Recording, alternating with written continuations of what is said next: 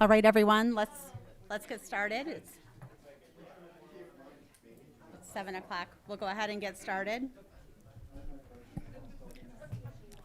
Good evening. Welcome to the September 7th school board meeting of the Merrimack School District. Please join me for the Pledge of Allegiance.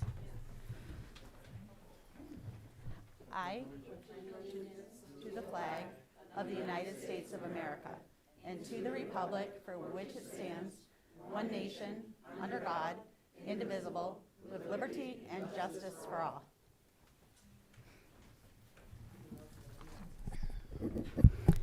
Okay, welcome everyone to tonight's school board meeting. Thank you for coming. We very much appreciate you coming out to the meeting and your input. I just have a couple of announcements to make. First of all, this room, the meeting room, the memorial room tonight, I wanted to explain why we're meeting here. The reason is because yesterday would normally be our school board meeting, but because of the holiday, the room that we normally have it in is reserved for the planning board. And so because of that, there is an RSA that makes them unable to be able to move that meeting. So as such, we're here. So I apologize for the small space, but the nice thing about it is we can project live out to the community rather than if we were like at the school district and like in the cafeteria, we wouldn't be able to do that. So,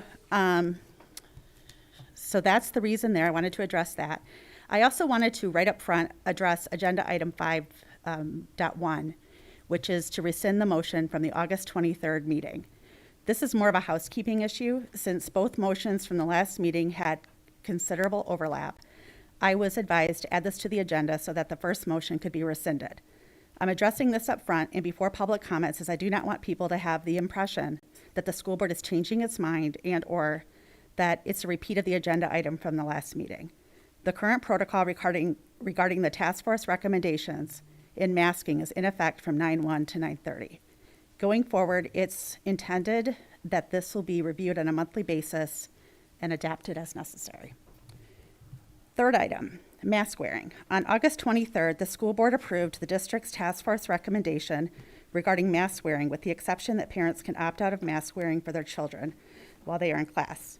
At a high level during the time frame of 9/1 to 9/30, the first 16 days of school, masks are to be worn by students, staff, visitors, and volunteers within the school buildings.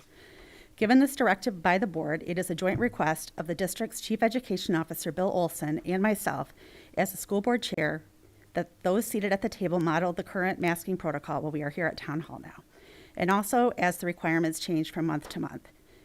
This request is similar to how last year's board managed and modeled in-person meetings versus remote meetings during the previous school year.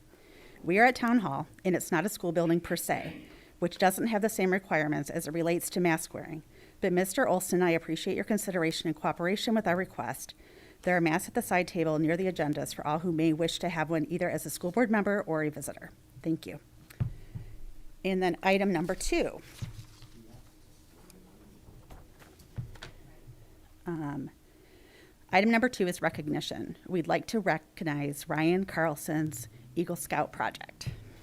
Ryan, and I'll turn that over to Kim Yarlott. Thank you very much. I'm really pleased to be acknowledging Ryan Carlson, who has met 21 merit badges to earn his Eagle Scout, and he did his Eagle Scout project proudly at Reeds Ferry School, where he attended elementary school for quite some time, and has just definitely an affinity to Reeds Ferry.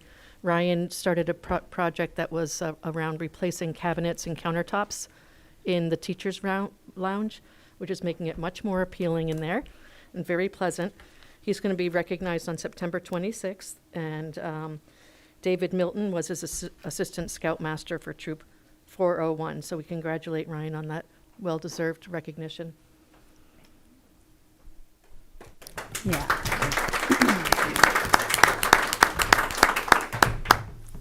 That's great. Thank you. And what an accomplishment, truly.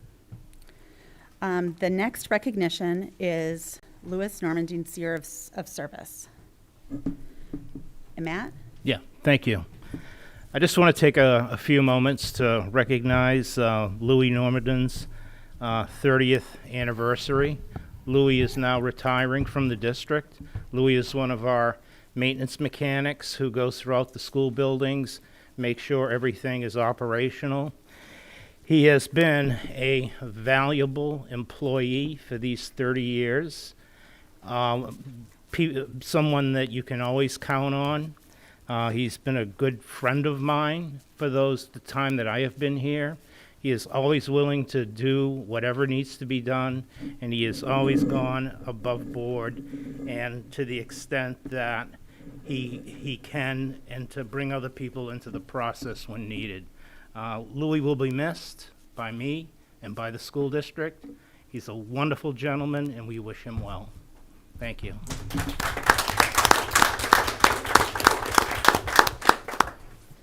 Thank you, Matt.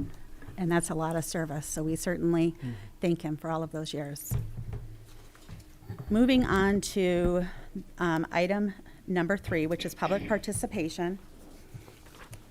I do have just a couple of reminders and a couple of house ground rules that I want to address before we begin public participation and continue with the rest of this meeting. First and foremost, please remember that we are all neighbors in this community. You know, we all love Merrimack. We are here for a reason. We live here, and this is our home. People sitting next to you may be the people in your very neighborhood at the grocery store or greeting you, maybe at the local bank. Also, those of us on the board are also your neighbors, and we care greatly about this community.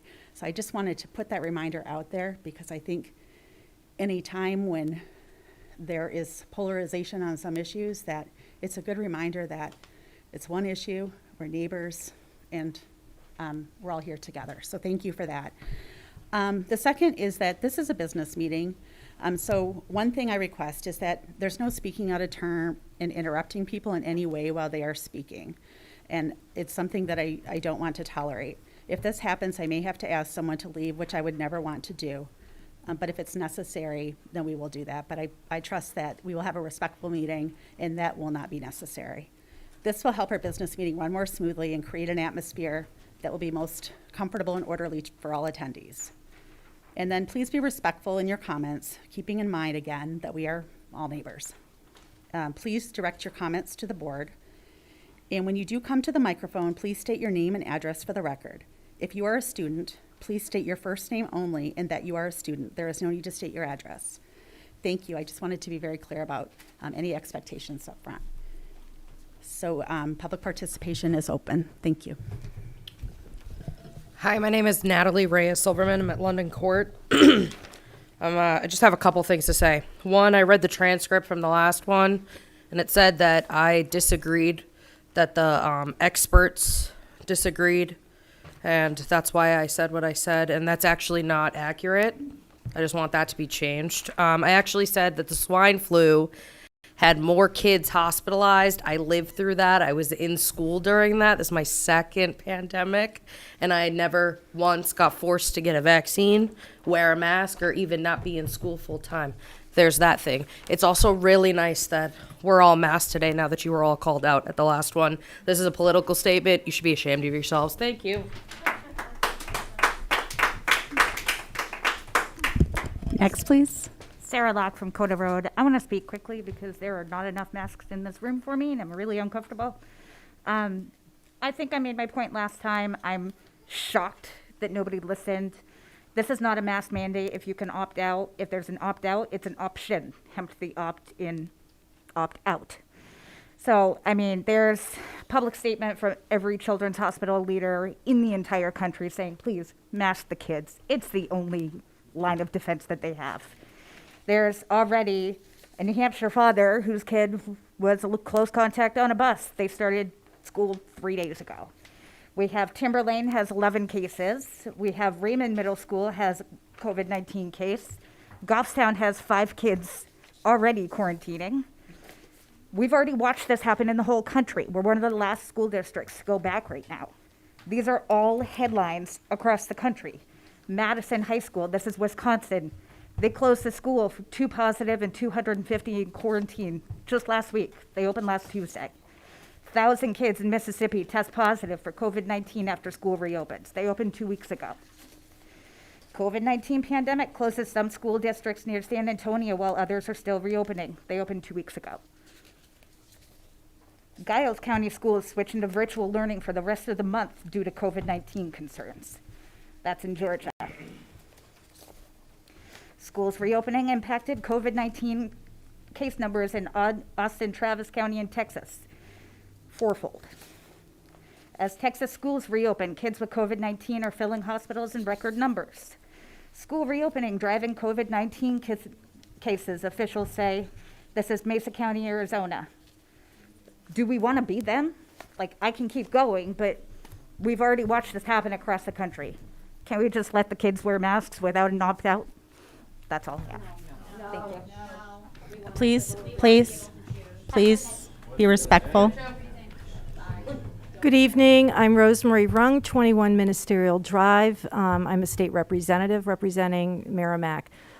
Before I make my comments, I want to welcome Ms. Peters and Mr. Olsen, and congratulations to Mrs. Yarlott for your positions.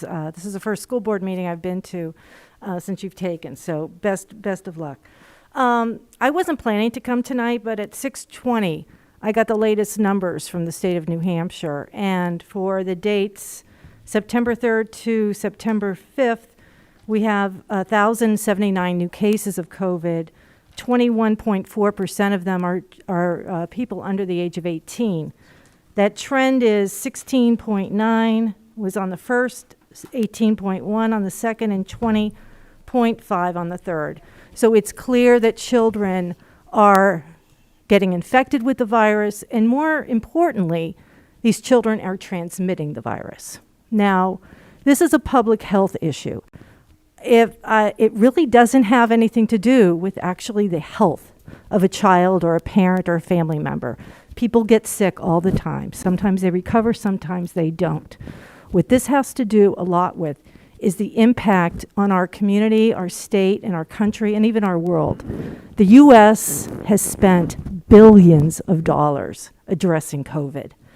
The Merrimack School District, I don't even want to think about how much money we have spent or money we have received to address COVID. We are going to keep spending thousands, hundreds of thousands, millions of dollars addressing this pandemic as long as transmission continues. We are running the real risk that the new variants emerging because of this transmission has not stopped. They're mutating to the point that current vaccines may not be effective against them. And then we start right from square one. I don't know about you, but I am sick and tired of spending money addressing COVID. I'm sick and tired from hearing from business owners in Merrimack who have suffered because of they've had to address COVID. They've lost businesses over it. We're just starting to recover, and and with these numbers, we run the very real risk of going back to a state of emergency, going back to remote learning. I ask all of you to please consider mandating masks while in school.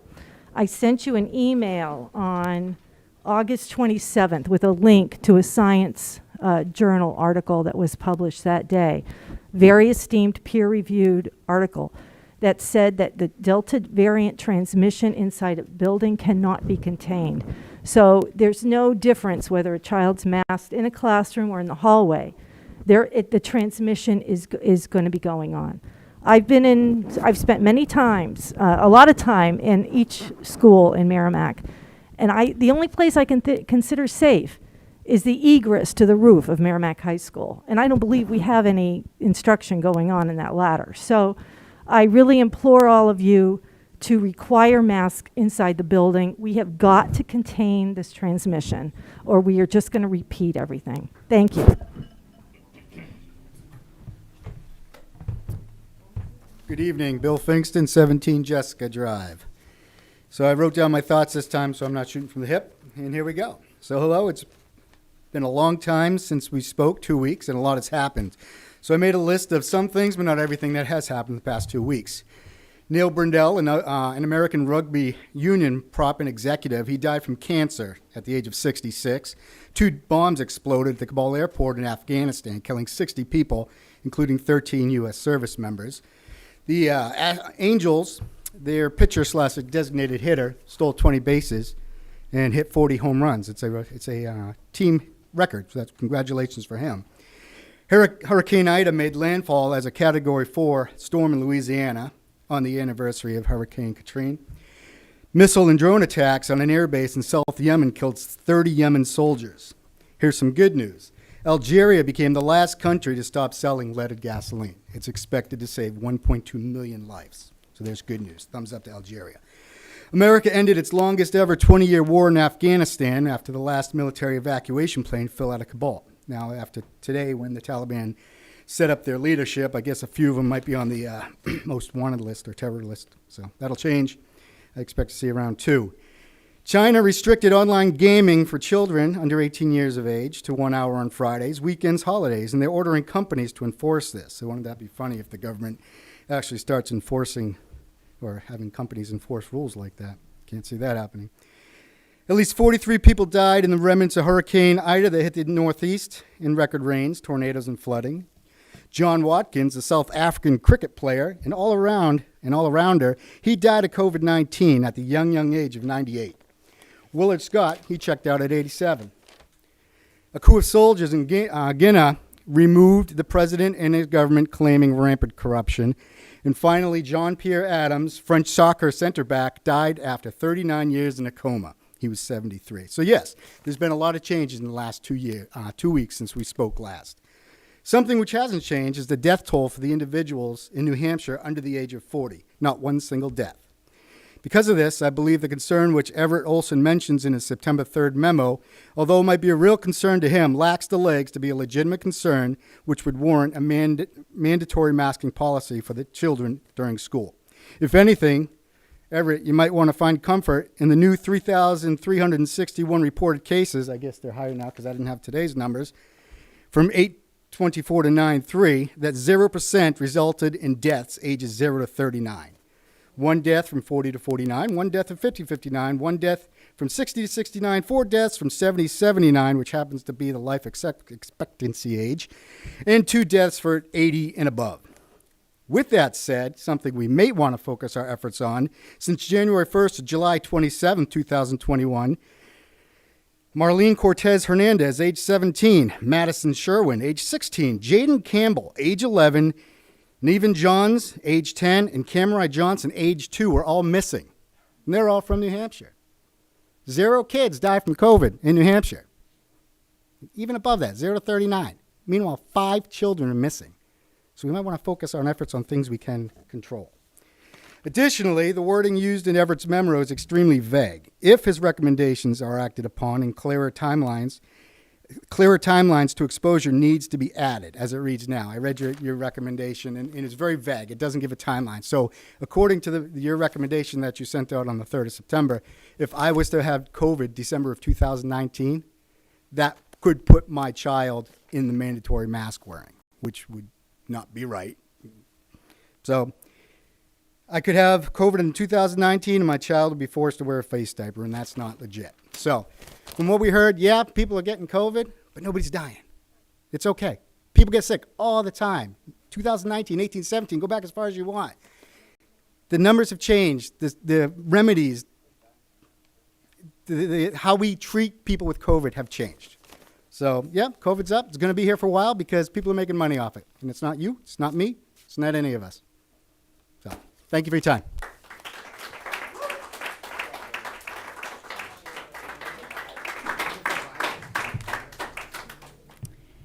Any other public comments?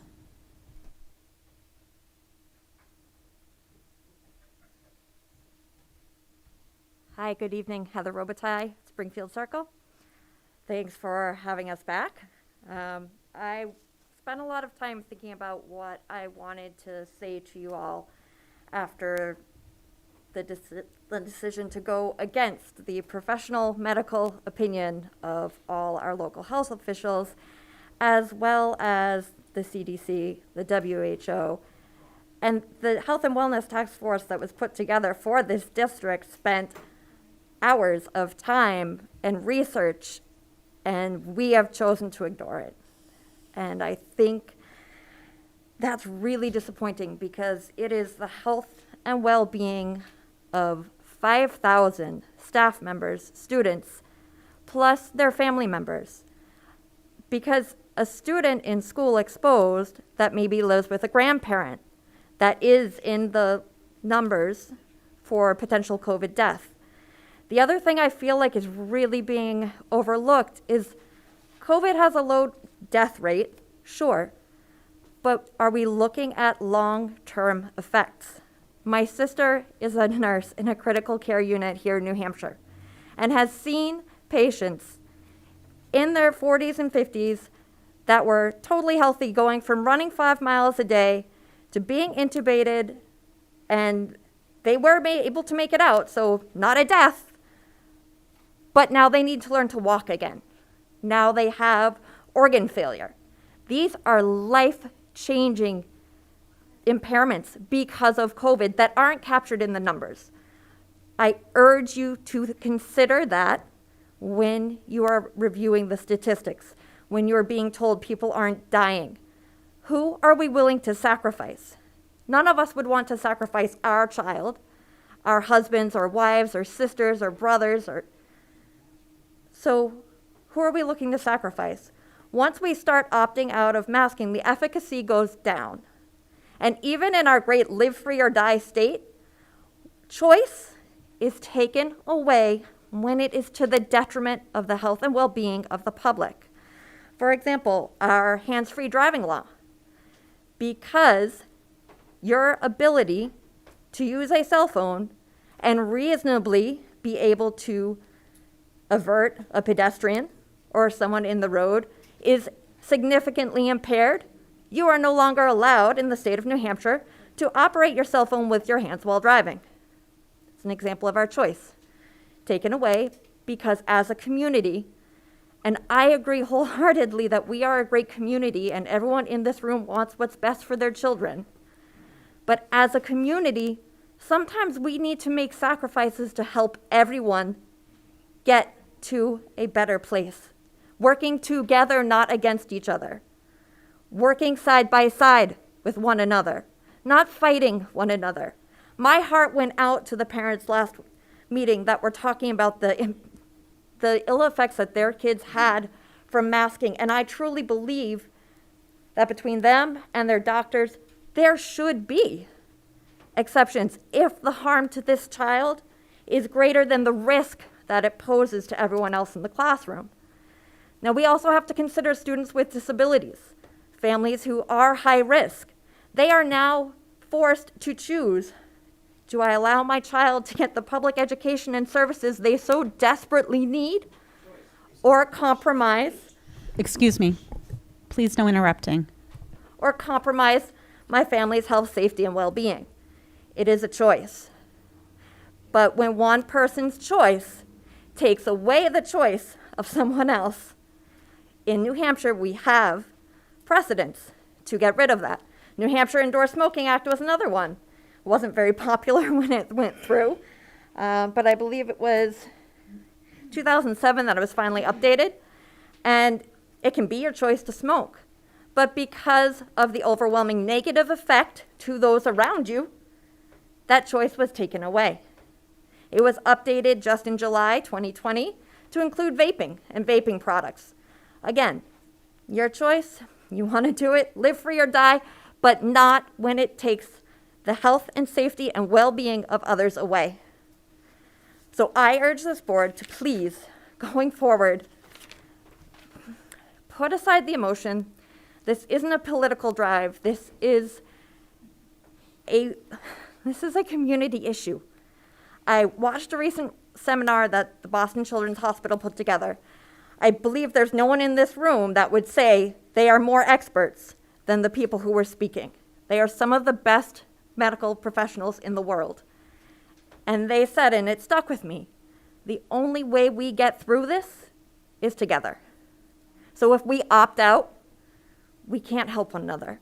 We can't move forward, and we can't beat this. COVID may be around for a long time. We won't always have to do these protocols, but what are... Seriously, please give the speaker the respect that the person deserves.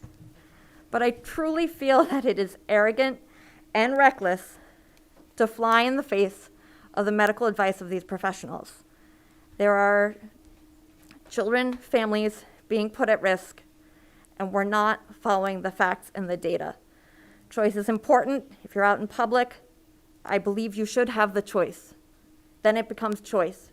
But our children who have a right to the public education and to this wonderful school system should not be put at peril because of someone else's choice. Thank you. Next speaker, please. Hi, I'm Heather Callahan, 5 King Henry Court. I have a 3-year-old, a 5-year-old, a 13-year-old, and a 16-year-old. Oh, I'm sorry. Thank you. In the district. I just wanted to point out the fact that all of the experts actually are not in agreement over the use of masks. And I'm going to read from the World Health Organization's website, which explicitly advises against using masks for children ages 5 and under. And they also are not recommending masks for children under 12. And this is from their website an hour ago. They say, and I quote, "An international and multidisciplinary expert group brought together by WHO reviewed evidence on COVID-19 disease and transmission in children and the limited available evidence on the use of masks by children. Based on this and other factors, such as children's psychosocial needs and developmental milestones, WHO and UNICEF advise the following. Children aged 5 years and under should not be required to wear masks. This is based on the safety and overall interest of the child in the capacity to appropriately use a mask with minimal assistance." Somewhere else on their website, they say, "Children aged 5 years and under should not be required to wear masks. This advice is based on the safety and overall interest of the child and the capacity to appropriately use a mask with minimal assistance. There may be local requirements for children aged 5 years and under to wear masks or specific needs in some settings, such as being physically close to someone who is ill. In these circumstances, if the child wears a mask, a parent or other guardian should be within direct line of sight to supervise the safe use of the mask." They also say children should not wear a mask when playing sports or doing physical activities such as running, jumping, or playing on the playground.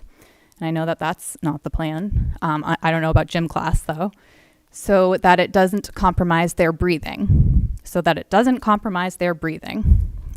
World Health Organization says it's not safe for children under 6 years old to wear a mask without their parent or guardian standing right there watching them do it. I'm curious if you will be providing another option for families who agree with the World Health Organization who fall within that age group.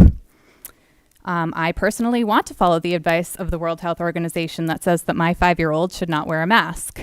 And I still want you guys to provide my child with the education he's entitled to. Are you saying that my child is not entitled to an education because I agree with the World Health Organization's recommendation? How are you going to provide an education for my child? Certainly not accessible if I'm being forced to go against the advice of the World Health Organization in order to access that education.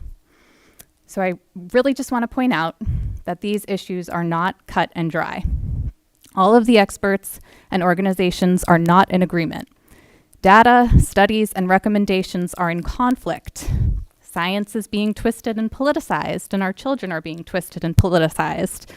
It needs to be left to the parents to sort through all of the conflicting information to decide for their own children. The United Kingdom is not masking children under 12. They're going with the World Health Organization's recommendations. And the European CDC, which is separate from the UK, explicitly recommends against masking kids. They say in primary schools, this is a quote, for children under 12 years old, the use of face masks is recommended for teachers and other adults when physical distancing cannot be guaranteed, but it is not recommended for students. They're not doing this to kids over in Europe. Is their science wrong? These issues are not cut and dry. I want to say a big negative effect that I've seen of this whole thing has already come to fruition, and that's that now people think it's normal and okay for toddlers to wear masks all day long and for school districts to mandate medical devices on our children. Think back to a little over a year and a half ago. Nobody here would have thought that that was okay. The slippery slope argument is very real, and this is a very important decision. Your hands are not tied. Plenty of experts do not support mask mandates for children. Even in this country, the way school districts are deciding on this is close to a 50-50 split. Bedford, New Hampshire gets it. They're not masking their children. And in the meantime, while I'm exploring the legality of you denying my children the education they're entitled to because I insist on following the medical advice of the World Health Organization, I'll be homeschooling, and I would encourage everyone who feels the same to follow suit.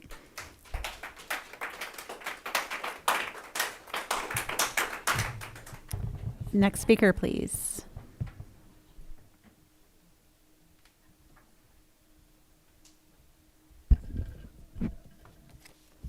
Tiffney Castellucci, South Babusak Lake Road. First of all, the CDC does not mean law, only a recommendation, not a mandate. Okay, so the CDC is not mandating anything, they're recommending. Londonderry and Derry, as well as Bedford, are unmasking their kids. They all have bigger school districts than we do. In correction to numbers that were given earlier this evening, WMUR actually this morning reported that there are 65 cases in Merrimack, only four new ones. Okay, so that was WMUR this morning, okay? So I'm being interrupted. Nobody's going to correct that? No. Thank you. Yeah. Thank you. Mask breaks for an hour are given to these children in their classrooms while they're watching teachers be unmasked at their own free will when they want to be. People tell us no, but who's there to protect our children to say, yes, that is happening? Do we need to put cameras on our children? Would that be legal for us to do? Policemen do it. So should we be monitoring our kids in the classroom the entire time that they're in school? 7-8 hours a day? I don't think that would be fair to everybody thinking that they have Big Ben over their shoulder watching every step that they make. Our children should not have to be face masked in school, okay? The Merrimack School Board mask mandate violates our rights to due process. It infringes on our fundamental rights to make medical decisions for our children. It violates our rights as parents to care for them and to raise our children as we wish. The school district lacks the authority to issue a mask mandate under the New Hampshire statute and Department of Education rules that govern it. In a claim, the school district is preempted by the New Hampshire Department of Health and Human Services regulatory scheme on communicable diseases and cannot issue any health measures like mask mandates. One thing you fail to recognize is life, liberty, and the pursuit of happiness. It is one of the fundamental rights mentioned in our Constitution, and in case you all have forgotten, liberty is the state of being free with society from control or oppressive restrictions imposed by authority on one's way of life, behavior, or political views. The FDA states cloth masks and surgical masks do not provide an airtight fit across the face. It states on the mask box it does not prevent the spread of disease or infections. The FDA also regulates face masks, including cloth face coverings and surgical masks, as medical devices when they are marketed for medical purposes. You, the Merrimack School Board, has mandated a medical device on our children without our informed consent. By placing this on our children, you are applying what is considered a medical device, and if you are going to act in this capacity, you are required to obtain informed consent. Informed consent is meant to honor your right to decide what's done with your body. Failure to obtain informed consent is a crime and holds a charge of negligence and battery. Merrimack School Board, you do not have my informed consent to make my child apply a medical device on her face, regardless when or where she is. State of New Hampshire states in Section 126, Section U4, Part A and D, prohibition of dangerous restraint techniques. No school or facility shall use or threaten to use any of the following restraint and behavioral control techniques. Obstructs a child's respiratory airway or impairs the child's breathing or respiratory capacity, or involves covering the face with anything or exasperates a child's medical condition. We understand that it's difficult to make decisions when you're dealing with emotions from each side. But your job is not to mandate medical decisions, especially when the health department has only issued recommendations. You are the superintendent in Merrimack School Board. Board of Education, not Board of Health. Your focus needs to be on educating our students, not masking them. Please leave health decisions and choices in the hands of the parents and the children's doctors, not yours. People should not wear masks when exercising, as masks may reduce the ability to breathe comfortably. That's what I just read on the CDC's website. There's plenty of other websites that I came across that have this too, okay? I have them all written down. I'd be more than happy to email all of the sources to you. It states that sports medicine confirmed an increase in carbon dioxide retention with an elevation in carbon dioxide partial pressure in the blood with larger respiratory dead space volumes. So meaning these kids are basically suffocating themselves when they're forced to wear masks during their activities. And I noticed in the school board's policy that they're requiring all children to be masked during activities. Do you guys not pay attention to the science? Have any of you ran a 5K with a mask on? Have any of you done participation in gym class with a mask on? Because I know my daughter did last year, and she almost fainted, okay? 6 years old, the gym teacher made her run with a mask on her face around the gym 3 times with the doors closed. Unacceptable. You people are the Board of Education, not the Board of Health. Let us direct our children in the manners we see fit for their medical needs. Thank you.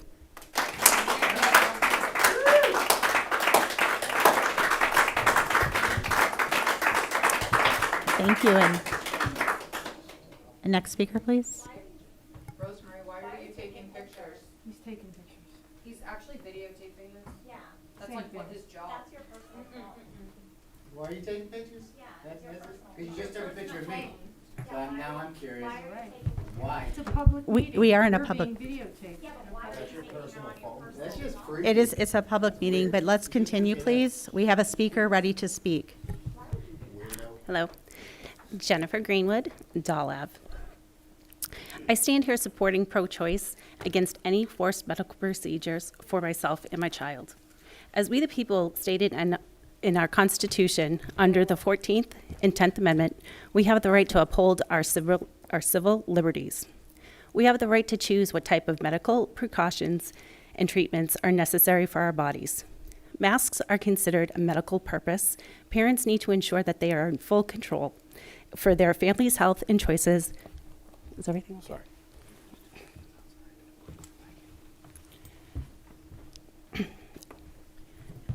Masks are considered a medical purpose. Parents need to ensure that they are fully in control for their family's health choices until their children are adults. According to the CDC, which also supports what the former speaker just said, the FDA face masks, including cloth face coverings, surgical masks, respirators, filtering face piece respirators such as an N95 respirator intended for medical purposes to assist in preventing the spread of infectious disease, the spread of infectious materials during the COVID-19 pandemic. Under these 2 amendments, I would also like to remind the school board that you, Cinda, Lori, Shannon, Jenna, Lori, Kaitlyn, do not have the right to dictate what medical procedures and precautions parents of the students and school staff are taking, especially when there are no conclusive scientific data around what they are currently forced to do, which includes wearing a mask or a face shield and also being vaccinated for a vaccine that has proven multiple flaws no matter what type of brand they are using, hence why there are booster shots now, because the science isn't working. As a reminder, there are 3 vaccine brands and none of them prevents COVID. This is a virus, the virus is here and it may always be around. The question is, how do we move forward in a manner that is logical? That answer is to allow people to have their rights per our Constitution and give the people back their freedoms, which are being taken away. Parents know their children best. Let them make the choice of how they see fit for the health of their families. Also, let's take a look at the mask a little closer and the complexity at the surface of what it represents and responsibilities. How does the mask protect the person wearing it? CDC states your mask offers some protection to you. A cloth mask also offers some protection to you too. How well it protects you from breathing in the virus is likely dependent on the fabrics used and how your mask is made, such as the type of fabric, number of layers, and how well the mask fits. The CDC is currently studying these factors. We are being asked to follow a knee-jerk reaction from over 18 months ago that the CDC has yet not determined if the masks actually work or not. In March of 2020, according to Dr. Fauci, in a 60-minute interview, he states as he's laughing that masks don't work. Masks are important for someone who is infected to prevent them from infecting someone else. Now, when you see people and you look at them at films in China, South Korea, or whatever, and everyone is wearing a mask. Right now in the United States, people should not be walking around with masks. When you are in the middle of an outbreak, masks might make people feel a little better. It might even block a droplet, but it is not providing the perfect protection that people think that it is. And often there are unintended consequences. People keep fiddling with the mask and they keep touching their faces. Keep in mind, I do not argue that face masks should be forbidden. If an individual knows they are at high risk from the virus and feels that a mask keeps them safe, then they should be able to wear a mask. If an individual feels sick or has an indication of being ill or exposed to the virus, they should not go to school in a mask. The proper way forward is to keep ill people, or even possibly ill people, out of the schools. Let those who need additional protection use the mask, and let healthy people develop their own immunity to the virus through maybe the vaccine or surviving the virus as they choose. My question is, how did we get here, and why is the school board stating and treating every human being that is in the building as sick? What is your motive? What is the motive, Cinda, Lori, Shannon, Jenna, Kaitlyn, who continues to create a sick path, stating that every person is creating a sick, toxic environment for the students and the faculty because they need to wear a mask because they are perceived as ill instead of healthy. It is known that our schools have ventilation issues, so why are those issues not being resolved? Instead, the school board is intentionally not fixing the air quality, only to mask the kids and make ventilation worse for each human in that environment, treating them as ill. March 20, Dr. Fauci, YouTube, that was where that came from. Another statement from our government on February 29th in 2020 from the U.S. Surgeon General. Seriously, people, stop buying masks. They are not effective in preventing general public they are not effective in preventing general public from catching coronavirus. But if healthcare providers can't get them to care for sick patients, it puts them and our communities at risk. Over the 18 months since this has started, there has been changes such as a nearing election, sudden changes to push back onto wearing the mask. However, people need to look at multiple data points and see that there is no conclusive evidence that the mask is effective. The mask itself is inconsistent as to which one is the great one, the one that's going to solve all of our issues. That is because it does not work, and no one can fully justify wearing the mask except to create toxic environments. I asked the school board, is this what you want to do, is continue to create this toxic environment for our kids? It's not fair. So now let's look at more questions. Which mask is appropriate? There's a lot of confusion as to which masks are allowed. I did check the school website and I didn't see it. I have a hard time finding some information on the site, but I did check. According to the CDC, mask consideration disposable masks, there's medical procedure masks, there's masks with breathable fabric, there's tightly woolen fabric. We need to figure out what is appropriate for our kids and what isn't. Alyssa, can you take the other part? Thank you all. Thank you. Next speaker, please.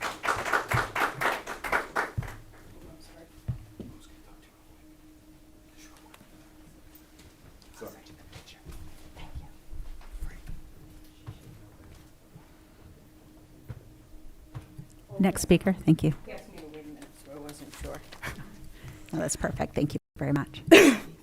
Welcome. Good evening. My name's Alyssa Smokler, and I've lived in Merrimack for 30 plus years. I've lived on Beacon Drive. Sorry. I graduated in 2007 through this district. I'm a single mother of an active young boy. I'm currently being treated for many autoimmune diseases at Boston Medical Center by approximately 10 different medical specialists.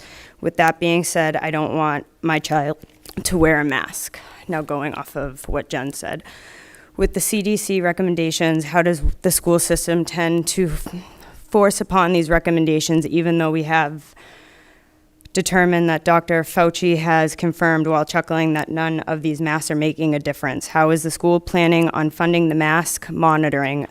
After truly researching this little rectangle of controversy, it has a large cost, mentally, financially, lost time, arguments, decrease of productivity, misfocus on what is important. Perhaps the correct mask will be noted in Mr. Olsen's Health and Safety Task Force update. COVID-19 considerations for wearing a mask, CDC. What is the proper procedure to dispose or store used in the mask for the day? For already struggling low-income families, masks are expensive, creating an additional financial burden on every family. 3 reusable cloth masks that may or may not be within the CDC mask consideration is between $9 to $15. That is just what I have come across. So how many times are they to change during the school day, and who is monitoring that they are changed? Is it up to the students or the facility? Are there ranges of when it's stated by the school board of which ages of the students who cannot self-monitor their mask wearing, and what are the consequences if they are not allowed? Just to start putting together the numbers for reusable masks, I'm estimating an additional cost of $25 per day for 2-week supply. Basically changing your 6 times during the school day, 2 3-packs at $12.50. This is an additional $250 to be added into the beginning of the school year budget per household for one student if the student does not lose it like how they lose a pair of socks. Hence, creating more responsibility that our students and instructors will need to take on instead of focusing on reading, writing, basic schoolwork. Thank you to the school board. Let's visit disposable to keep our numbers benchmark. Box of 100 masks, 6 per day, 16 days, that's $17.99. Maybe that is more affordable for some, but what are these disposable masks doing to the environment? Also, why is the Merrimack School Board allowed to create additional expenses for the Merrimack School District families? Who is responsible for paying for these additional expenses when masks are not effective? This means that the mask policy discriminates against historically poor communities, the government without any authority mandating yet another financial burden on poor, often minority families. A forced mask policy is racist in its effect on the community, even if it's not racist in its intent. 5 best disposable, okay, thank you. Thank you. Next speaker, please. Is there any other speakers this evening? Okay.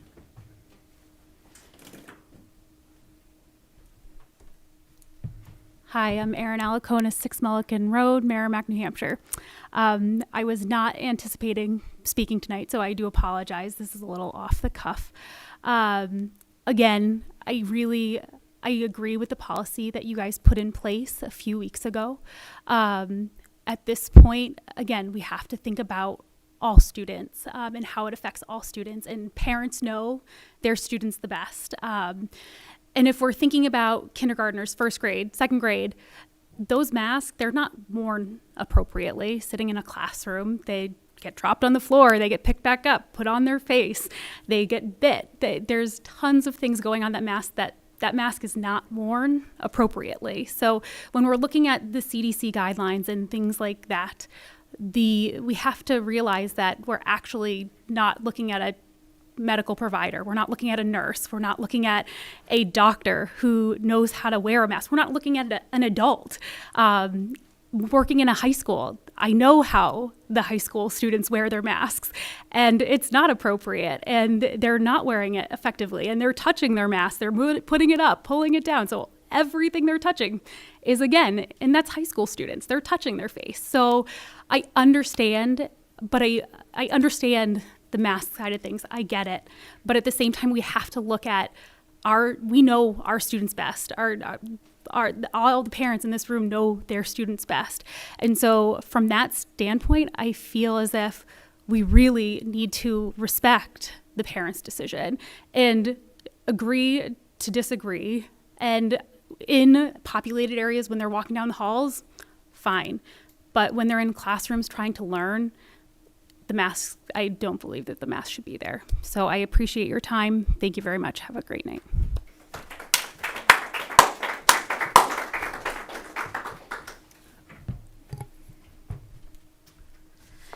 Erin Pagan, 33 Mallard Point, Merrimack. I also was not going to speak. I was up here 2 weeks ago and I gave facts.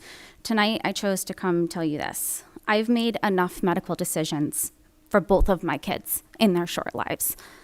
I won't go into details because it's none of anyone's business, but I have certainly made more than enough medical decisions for my kids. You have no right to force this one on my kids, okay? You are not their doctors. You are not their parents. You do your job. Let me do mine.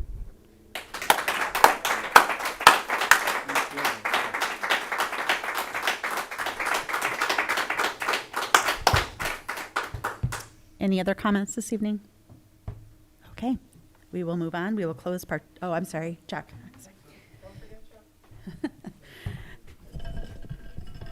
Well, Chuck Mower, 4 Depot Street.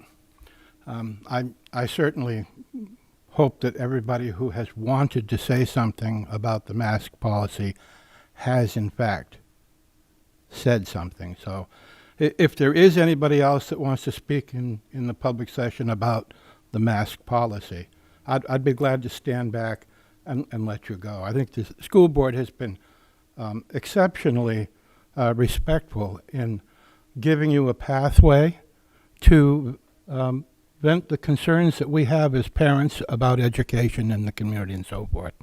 So I just want to make sure, before I begin my public comments, that everybody else has had an opportunity. Did the police officer say there's people out in the hallway waiting? I just don't want them to know. Yeah, I checked. There's, no one wishes to come in at this point and speak any further. Okay. At this time. Yeah. Thank you. Well, I really didn't come this evening to talk about the mask policy. I do believe that you have taken cautious and responsible steps regarding the mask policy, and you've attempted to clarify them this evening, so there is no confusion and there's complete transparency. And you will, I assume, have further debate about that. It's my understanding that as the policy stands right now, with just a little bit of housekeeping to clean it up just a little bit, that it is an opt-out policy, and when evidence and information arises to dictate a change, you will immediately act upon that. That's been I think what I've understood is expressed from the members of the school board. So I'd like to thank you for that listening and for that action. Now, beyond that, I really am concerned about education as the chairman of the school district budget committee. And we've taken up a lot of time talking about just one small aspect of what your responsibilities are. We know that we have been hamstrung for some time, and that we have a new administration, a new board, etc., and we'd all like to move forward on educational initiatives. I've been chairman of the school district budget committee a short time relatively. I was acting chairman when the former chairman was sick, and unfortunately he passed away. And then last year was my full year as first full year as chairman. And there were things that I hoped we could accomplish that we just didn't quite get around to. And I'm hoping that this year we can begin a conversation earlier about what the common interests are amongst the board members and the administration relative to educational initiatives and how the Budget Committee can help support those policy goals and strategies and objectives. And that the Budget Committee really needs to be a more integral part, I think, of that than we have in the past, so that we can better understand why you've made some of these decisions and how we can help meet those financial obligations. Because we're discovering a whole host of things that we hadn't really thought about before. I mean, COVID certainly was one of them. Well, the federal government came along and they provided some COVID relief monies and so forth. And we've tried very hard to understand how to apply those. But I think it often escaped, a full adoption on the part of the community at large, because our educational process was so upset by the COVID pandemic, and remains so, and it will for a while yet before it settles back down. So by way of example, I think one of the concerns that I have and some members of the Budget Committee have expressed to me is a better understanding of the monies that we are applying to professional development, not for degree programs and advancement for certifications and so forth, but professional development so that we have a full on-board response for the policies that we have put in place, like competency-based assessment. And I think there's a very uneven application of that assessment because we don't have full training for all of our employees. And that's just one example. It happens I think, on the department levels as well, where we need to have a better understanding of how we are going to measure the outcomes of evaluations and competency assessments so that our results are meaningful and we can build upon that. So those are the kinds of in-depth conversations that I look forward to having so that we can help better achieve those things and finance them and work together to make a better community. And I know that everybody that comes to a school board meeting may have a single item or they may have a couple of items, but I do know that we are all concerned about our community and our children and how it functions. And I put my trust in the individuals that have been elected by the people to perform those duties.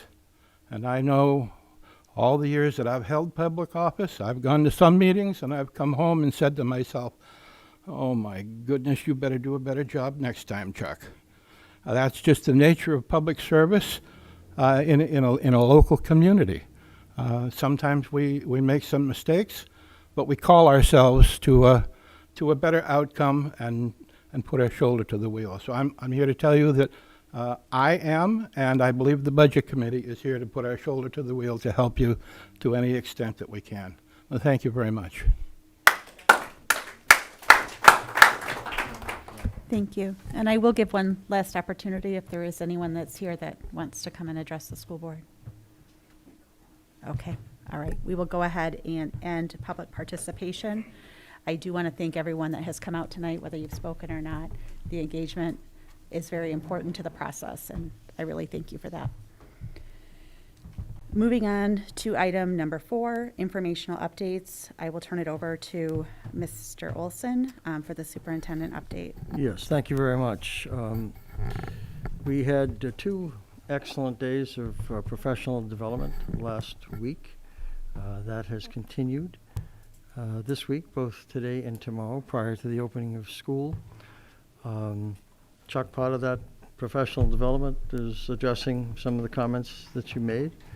And so Kim and I opened on last week with a very uplifting, positive, I think inspiring, respectful message to our staff. You know, I'm entering my 7th week here, and I've been nothing but impressed with everyone that I've talked with and come in contact with, and everything I have seen. We talked to the staff about the importance of understanding children, of believing in them. You know, that old adage, seeing is believing. Well, in order to see it, you have to believe it. And that's what we expect from everyone in the school system, is to believe in the abilities and the possibilities that every child brings to school every single day. And the importance of making a difference in their lives. At any one day, as we all remember with our favorite teachers that we had in school growing up, a teacher has an amazing ability to make a difference and to turn a life around, or to help shape a life of a child in a very positive manner. And so we were as upbeat as we could be, because we mean it. Because this profession is all about people, and it's all about connecting. It's all about connecting with children, and it's all about connecting with each other, to support each other, to help each other do a better job every single day, and to inspire and motivate our students every day. So we're looking forward to a great school year. Kim, I'm sure will mention a little bit more in depth about the nature of the professional development. On that day also, we had Dr. Robert Brooks, who is a nationally known author and speaker, a psychologist, talking to our staff about resilience and motivation. Very well received by the staff. I've heard Dr. Brooks a number of times in the past, and he's an outstanding professional and an outstanding speaker. And talk about inspiring and motivating. He is a person who I think every teacher across the nation should be able to listen to. In the afternoon, we also had Allison Roy, who talked to us about the impact of stress and anxiety on the development of children on our own being. She has always been very well received in Merrimack and other communities, very much invested in the well-being of students and staff members. And so we had two great speakers, and we also spliced in between those speakers the National Geographic video. And if you've never had a chance to watch it, I would encourage you to. And it's called Celebrating What's Right with the World. It is narrated by a National Geographic photographer by the name of DeWitt Jones, and talking about possibilities, and talking about believing in yourself and believing in others. And in this profession, that's what we always ask, is for people, for professionals, to believe in each and every student's ability, to help them access the curriculum to the greatest extent possible, to inspire and motivate them every single day, every day. There is no room for any days off. As Bill Belichick has always said to the Patriots, no days off. And so it was a great video, and if you haven't seen it, I would encourage you to watch it. So the PD continued today and tomorrow. I do want to back up and say on Friday, Kim and her staff planned just an extraordinary day. We visited some of the sessions over at the high school, and they were very focused. They were packed with great information for our staff, and you could feel the spirit, you could feel the energy in going from one room to the next, whether it was a topic on using Canvas as a student learning management system, or it was a topic on communication or understanding by design or universal design for learning. okay, which is extraordinarily important, and many, many other topics that were presented to the staff.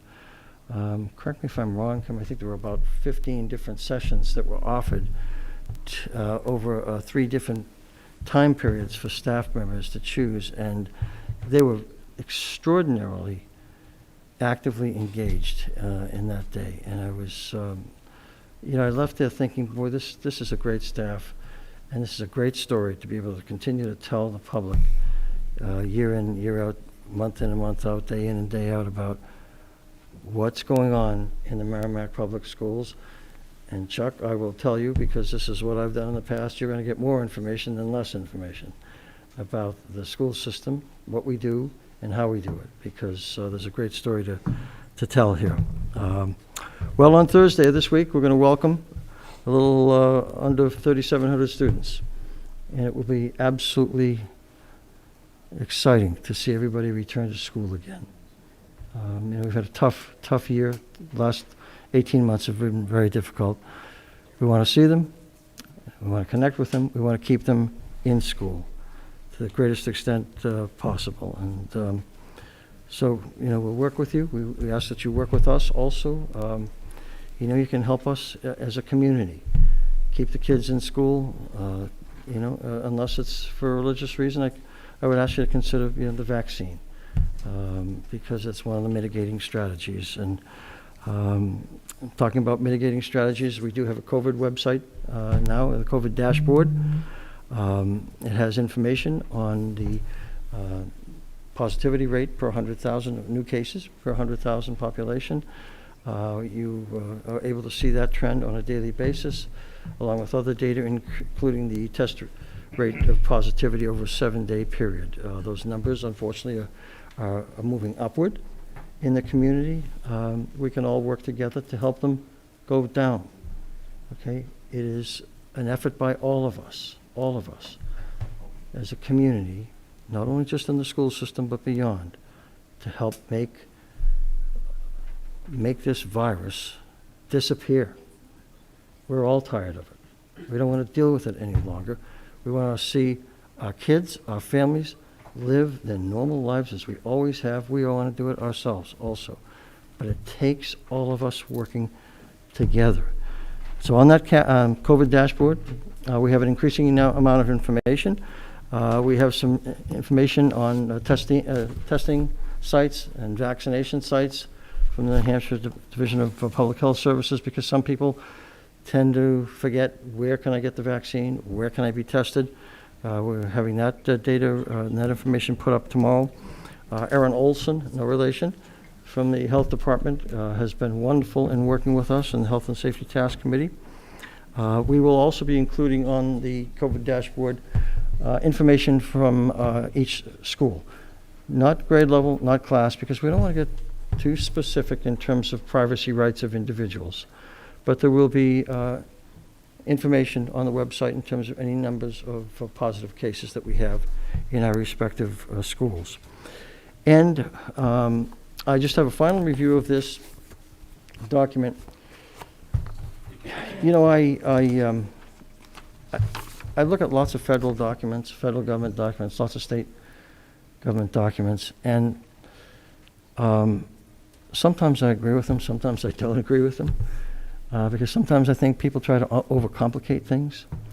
And so what we've done is we've been rewriting the guidance for quarantine and isolation. Quarantine related to if you're in a household or if you're in the community, what the CDC and other health professionals have recommended. Isolation, it's in words. It's translating this, because I don't do well, quite honestly, with flowcharts that have 20 and 25 boxes and 20 and 25 arrows, and I just like to read it, quite honestly, and tell me in plain English what it says. And so what we've tried to do is take this and make it a little less complicated and make it a little bit more user-friendly. So that information will be posted to the website either tomorrow or the following day. We just want to make sure it's as accurate as possible with no errors, and that it makes common sense to people. Because I just, sometimes in the bureaucracy of everything, the end user gets lost. And we put out a lot of fancy graphics, a lot of fancy information, but it's difficult for people like myself and others to say, okay, where am I? What box do I go to? What arrow do I follow? And that's not what this is all about. We just want to give people facts and figures, okay? And I didn't mean to editorialize, but when you deal with this for 18 months and you're looking at flow chart after flow chart, arrow after arrow, quite honestly, you get a little bit tired of it after a while. And you say, just talk to me in plain language in terms of what we're supposed to do, what we're expected to do. So that's what we're trying to do. In the next couple of days, the people who've given many years of dedicated service to this school system, who've reached benchmarks of 20, 25, 30, 35, and 40 years, are going to receive a card this year from the Merrimack Public Schools saying thank you for your years of dedicated service.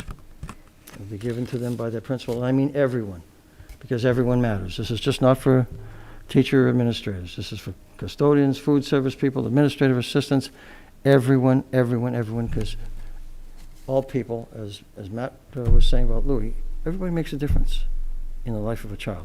So they'll get the card and they'll get a pin based on the numbers of years of service, just as a symbol of our appreciation for their dedication to the students of this school system and to this community for so many years.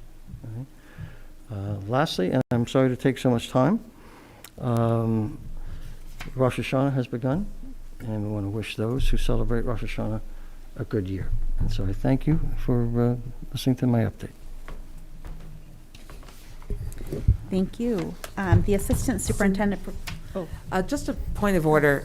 The acoustics of this room are historically not the ideal of what we're used to working with. So as we're trying to really deliberate tonight, I think to pick up properly, I am hearing sound fade in and out all night. If we could just make sure we're close to the mics and we speak with a little extra volume, it's probably going to help with the acoustics tonight. It's just a tough room, that's all. Okay, and thank you. Any questions for Mr. Olsen? All right, we'll move on to number 2. Mrs. Yarlott, the Assistant Superintendent for Curriculum Update. Thank you. I think most of the things that I'll cover for you is will be under the review of the professional development program that we did, the August Academy in September. I'd love for the public to hear about the initiatives that were put forward and the initiatives that will be sustained throughout the year. In terms of curriculum implementation, new to the preschool is a program called Handwriting Without Tears.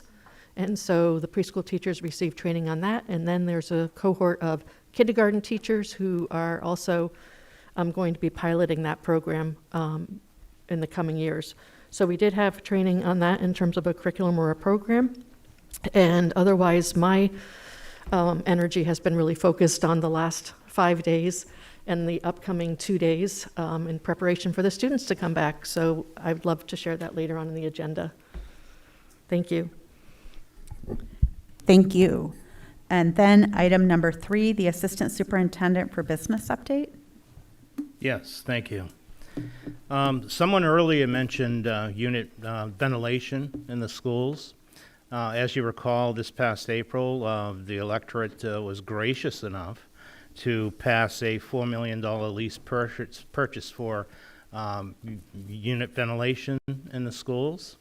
It took us a while to sign the contract and nail down the engineering and everything like that, but the order was placed, and it's hard to get any kind of materials, be it lumber, be it anything manufactured or whatever. So the unit ventilators, they finally made it their way to Texas. They were stuck at the border and they couldn't get across customs in Mexico, which is the truth. So anyway, so they went to Texas, and then they sat there for a while because there was no one with CDL licenses. And so now we finally have drivers with trucks. They're going to be here Thursday, and we're going to close off the E section There's a football game going on, so we're going to kind of close that section off to traffic, and we're going to start working Friday night to get those in the worst section of the high school like we had promised we were going to do. So that's a big positive for us. It was a little bit frustrating, lots of nasty phone calls going on back and forth, and even worse emails that I'm going to delete from my phone right away. But we're on track to get it done. Some good news: the bleachers at the Smith Gym are complete. The bleachers at the JMU's APR are complete. The new floor with painting and striping is complete. Better news, this was all paid for by the trustees of trust funds through their expendable trust funds that they hold for support of grades 1 through 8 in the district, and no taxpayer funds were used. It's around a $350,000 item that was on the CIP for a number of years that we can check off that capital improvement plan and just, it's done. And I can't wait. Yes. All right. Yeah, the company's going to bring a professional photographer over it to take pictures of the floor and the stripings and the JMU's Jaguars paw print right in the center of the floor, because they were really impressed the way it looked, and they want to use it on their website and use it on some brochures. So it did come out absolutely amazing. And seeing that Representative Rung is here, and we had a little conversation about lead in the water, we've gone through every single fountain, we've done testing. A while back we found 2 areas that were suspect, so we shut them down. Those have been cleaned up. We'll have a full report. This should be this Friday or early next week, all depends. And then we'll post that on the website showing that we're all clear. And so that's very encouraging also. So let's see, what else do I have here? I think that's about it. So thank you very much. Appreciate it. I was just going to request that you put some of the pictures of the bleachers and the all-purpose room, just put that out on the website. Yeah, so. You don't want the ones on my phone. You want some professional I ones. want some good ones. I want them, Okay, put them you out, get some share good it. ones, Cinda. That Absolutely. would be great. Thank you. Any questions for Mr. Shevenell? Excuse me? I hadn't planned on it. Yeah, we'll wait. Okay. Any questions? All right. Okay. Next one is the school board update. I'm going to keep this short. Just a reminder, we did get a letter regarding the teacher's contract. So we have 2 contracts up this year, the teacher's contract and then advise and confer. Now that the school year has begun, I also want to coordinate with the school board and Mr. Olsen and administration regarding a meeting that we have been talking about coming together. Obviously, that would be a public meeting, maybe a little more informal, something we really haven't done in the past, but along the lines of, what I heard Mr. Mower speak to also, which is coming together and establishing the priorities so that we know what those items are that we really want to focus on this year. But obviously, our first priority was getting all of our kids back in school, our staff back in school, and getting the year kicked off. So great job getting prepared to everyone involved. There's a lot of work with that, scheduling and whatnot, particularly in these times. So thank you all for that. May I just make a quick comment in Sure. terms of establishing priorities? What I've generally done in the past, and I'll talk with Matt and Kim about it, and you certainly as the chair, is we've engaged a lot of stakeholders. We've had some listening sessions from the community. We've talked with the staff, because the staff are crucial in terms of what are we good at and what do we need to do a better job at. We'll talk with the public safety officials in terms of school security matters. We'll have a wide array of conversations just to make sure we have a great cross-section of the community, not only the school community, but the greater Merrimack community in terms of what are their perceived priorities of the school system, because that's important in terms of putting together a budget with great integrity and great fidelity. So we look forward to doing that. And I know some of this is some of the work that we're doing, I think with 2 Revolutions as well, which there will be more to come Very on important. that, which is a very community-focused approach to establishing priorities and a vision to move forward. So we'll be looking forward to more information on that as that work continues to move forward. Yeah. All right, so I am going to just, under new business, we had a welcome back to Kaitlyn Vadney, so welcome back. So I'm just going to move that up because you have the student representative update, but I'm not sure that you have much to update on because school hasn't started, but I will turn it over to you if you have anything that you would like to say. Nothing really to say, but I'm currently a high school junior at Merrimack. I've always been at Merrimack since I was little, went to Thornton's, so that's cool. And yeah, thank you for welcoming me back. You're welcome. Thank you. The student voice is very important, so we really look forward to your contributions this year. Next is the item number 5, old business, and this is the first item here is to rescind the motion from August 23rd. And that's, we had 2 motions as a reminder for folks watching at home. That has some overlap between the first one and the second. And I know after that meeting, Mr. Olsen, you had reached out and thought it would be best if we rescinded the first one. That's I don't know if you correct. had anything else that you wanted to add. No, that would be the appropriate motion. We do so in accordance with Robert's rules. But since we had 2 different motions passed, one has to be the applicable motion, which I believe our intent is the second motion that passed at the last meeting. So the motion the action that you want to take certainly is to rescind that first motion that was taken last week and passed. Do I have a motion to rescind the first? Do we have comments? We can.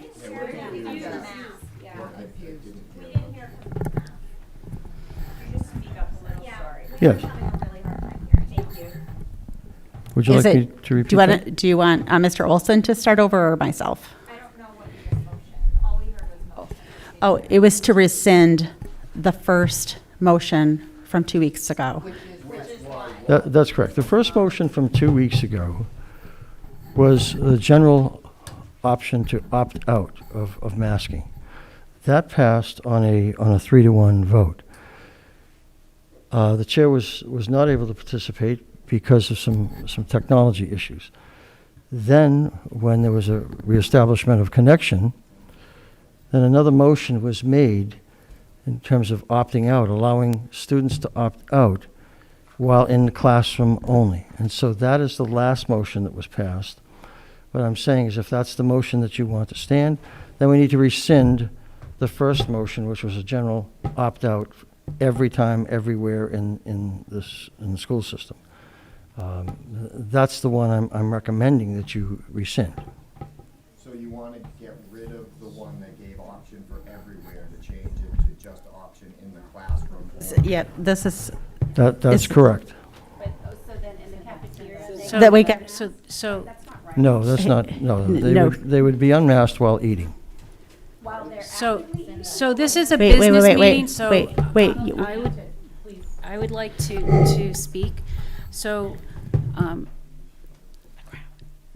I, as a school board member, would have appreciated if we had that information in our packet. So, when I was looking at this packet and I was trying to understand what that motion was, I didn't know.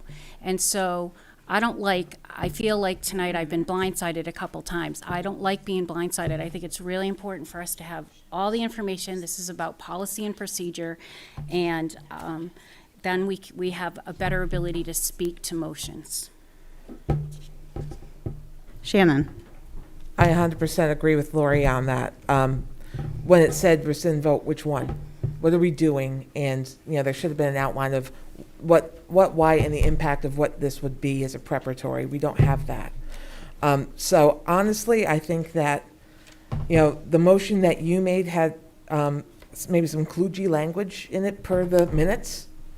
That would not make it abundantly clear what the expectations of the district are. So I would rather that we had, if we were going to rescind the motions, we rescind both motions and revote to the intent of the board, because I don't feel that the way the 2 motions are together, the way it's at least being documented, that it's crystal clear what the expectations of the district are. So my suggestion is that we table this agenda item so that we can get a clear directive of what we're trying to do, and then come back to the board with an actual plan. Because right now, this is, I mean, the agenda was so vague. I didn't know what we were doing tonight, and I like to come to meetings prepared, as you quite well know, and I don't feel prepared right now. Jenna. So my thought on that is, we start school on Thursday. We can't we can't table the motion. We have to be clear with everyone as to what the expectation is for students, for staff, for the community. I mean, everybody needs to know. And I think at the end of that meeting, we all walked out feeling like the policy was something. It was drafted and sent to us, in fact. So we just have to clear up our motions. If there was any confusion within the motions, we have to clear that up, and just, however we clear that up, make it align with the policy that we then published. Because everybody knows what that policy is. It's been published. There's no real gray area. But we cannot table this to another school board meeting, because school starts on Thursday. Parents and students and staff need to know what is expected of them when they walk in the door on Thursday morning. Well, and this is why we all come together too, is to do this type of work. I mean, this is why we're here, to have back and forth discussions. If it's certainly something that, to kind of clean up or do what we need to do for the last meeting, I don't see a reason why we need to wait. We're all here right now. We can have that conversation. So, having consulted someone who's been using Robert's Rules of Orders for over 50 years and sending this person the video of our meeting, the first motion was properly executed and voted. The second motion was adding additional items to a clarifying policy.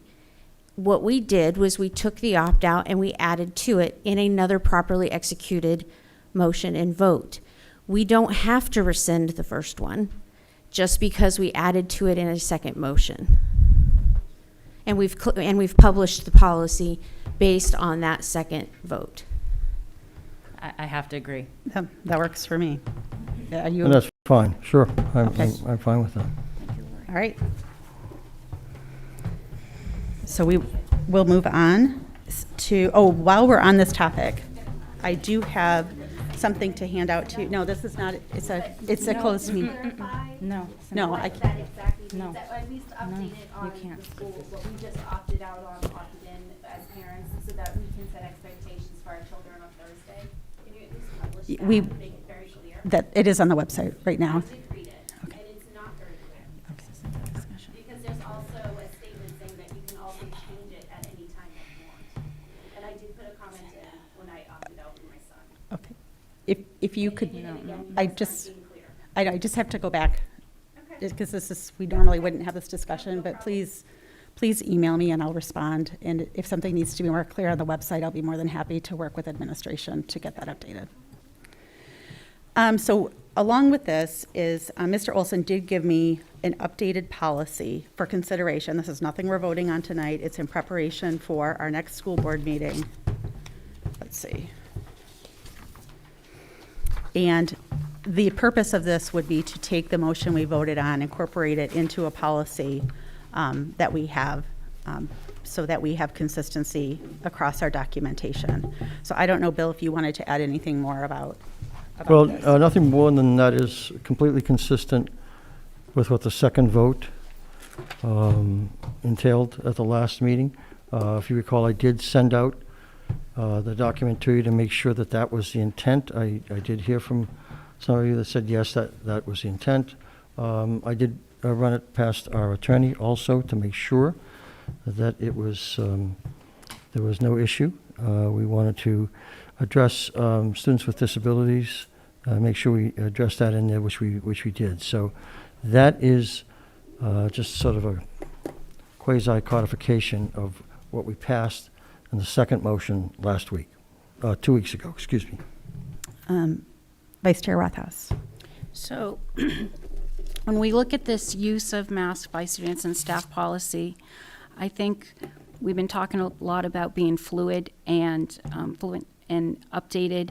So as far as like masks being worn by athletes who participated in indoor sports, as we're moving forward, especially at the high school level, I think we need data on, how many of our student athletes or how many students have been vaccinated, and where's the NHIAA's position. I know in a lot of indoor sports, they're now recommending not wearing masks.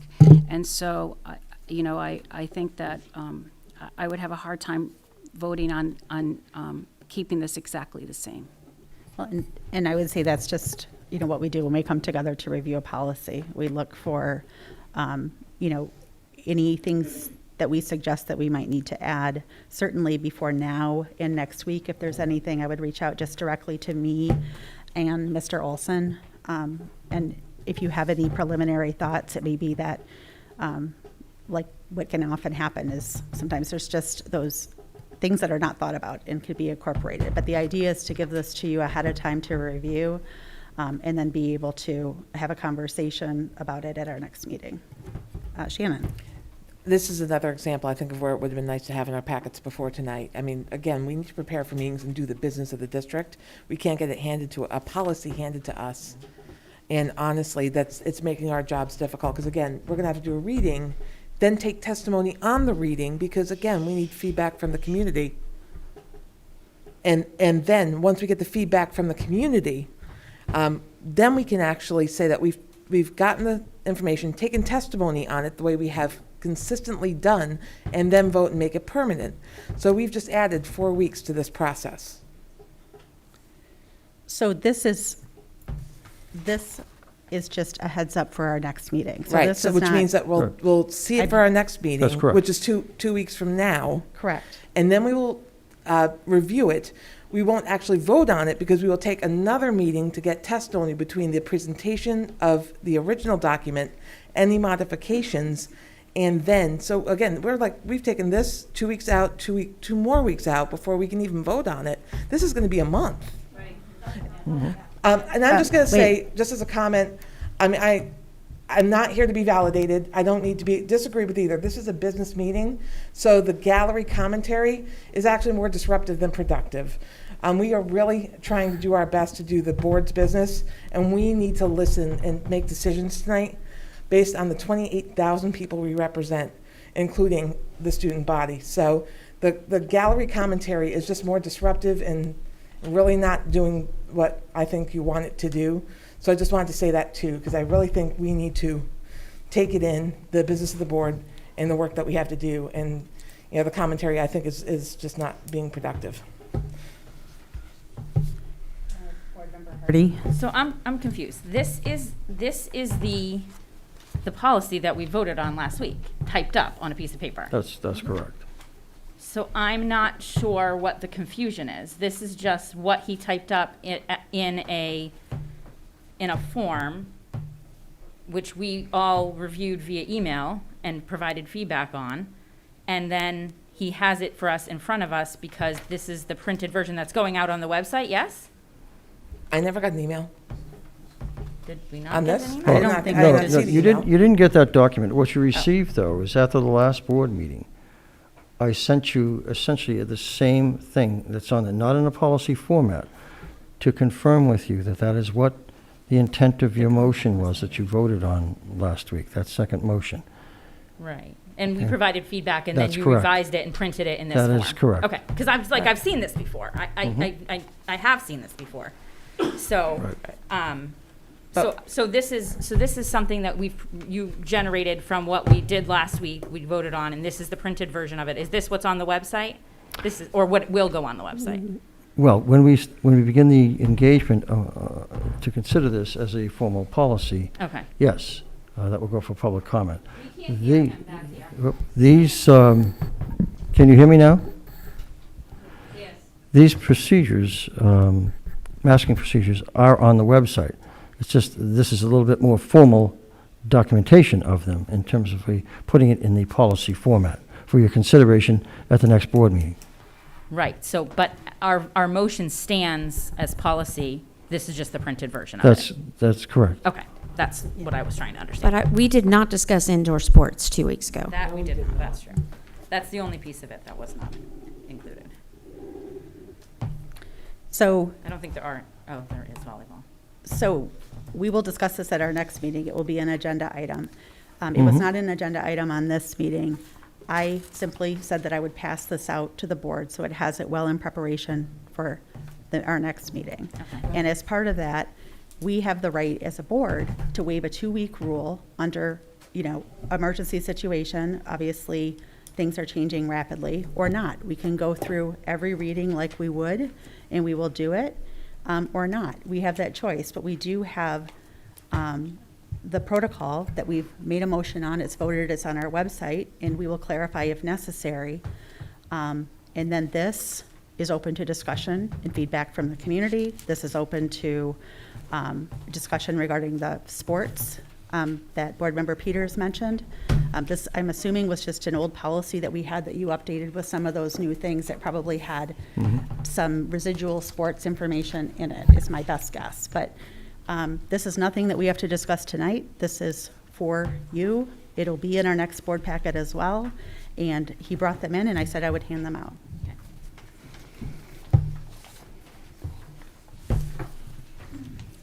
Next. So the next item is the Health and Safety Task Force update. Well, I will be providing you on a regular basis with the data from the town's health director, Erin Olsen. That is updated virtually on a daily basis on our website. I will also be including on the website the opt-out numbers by school.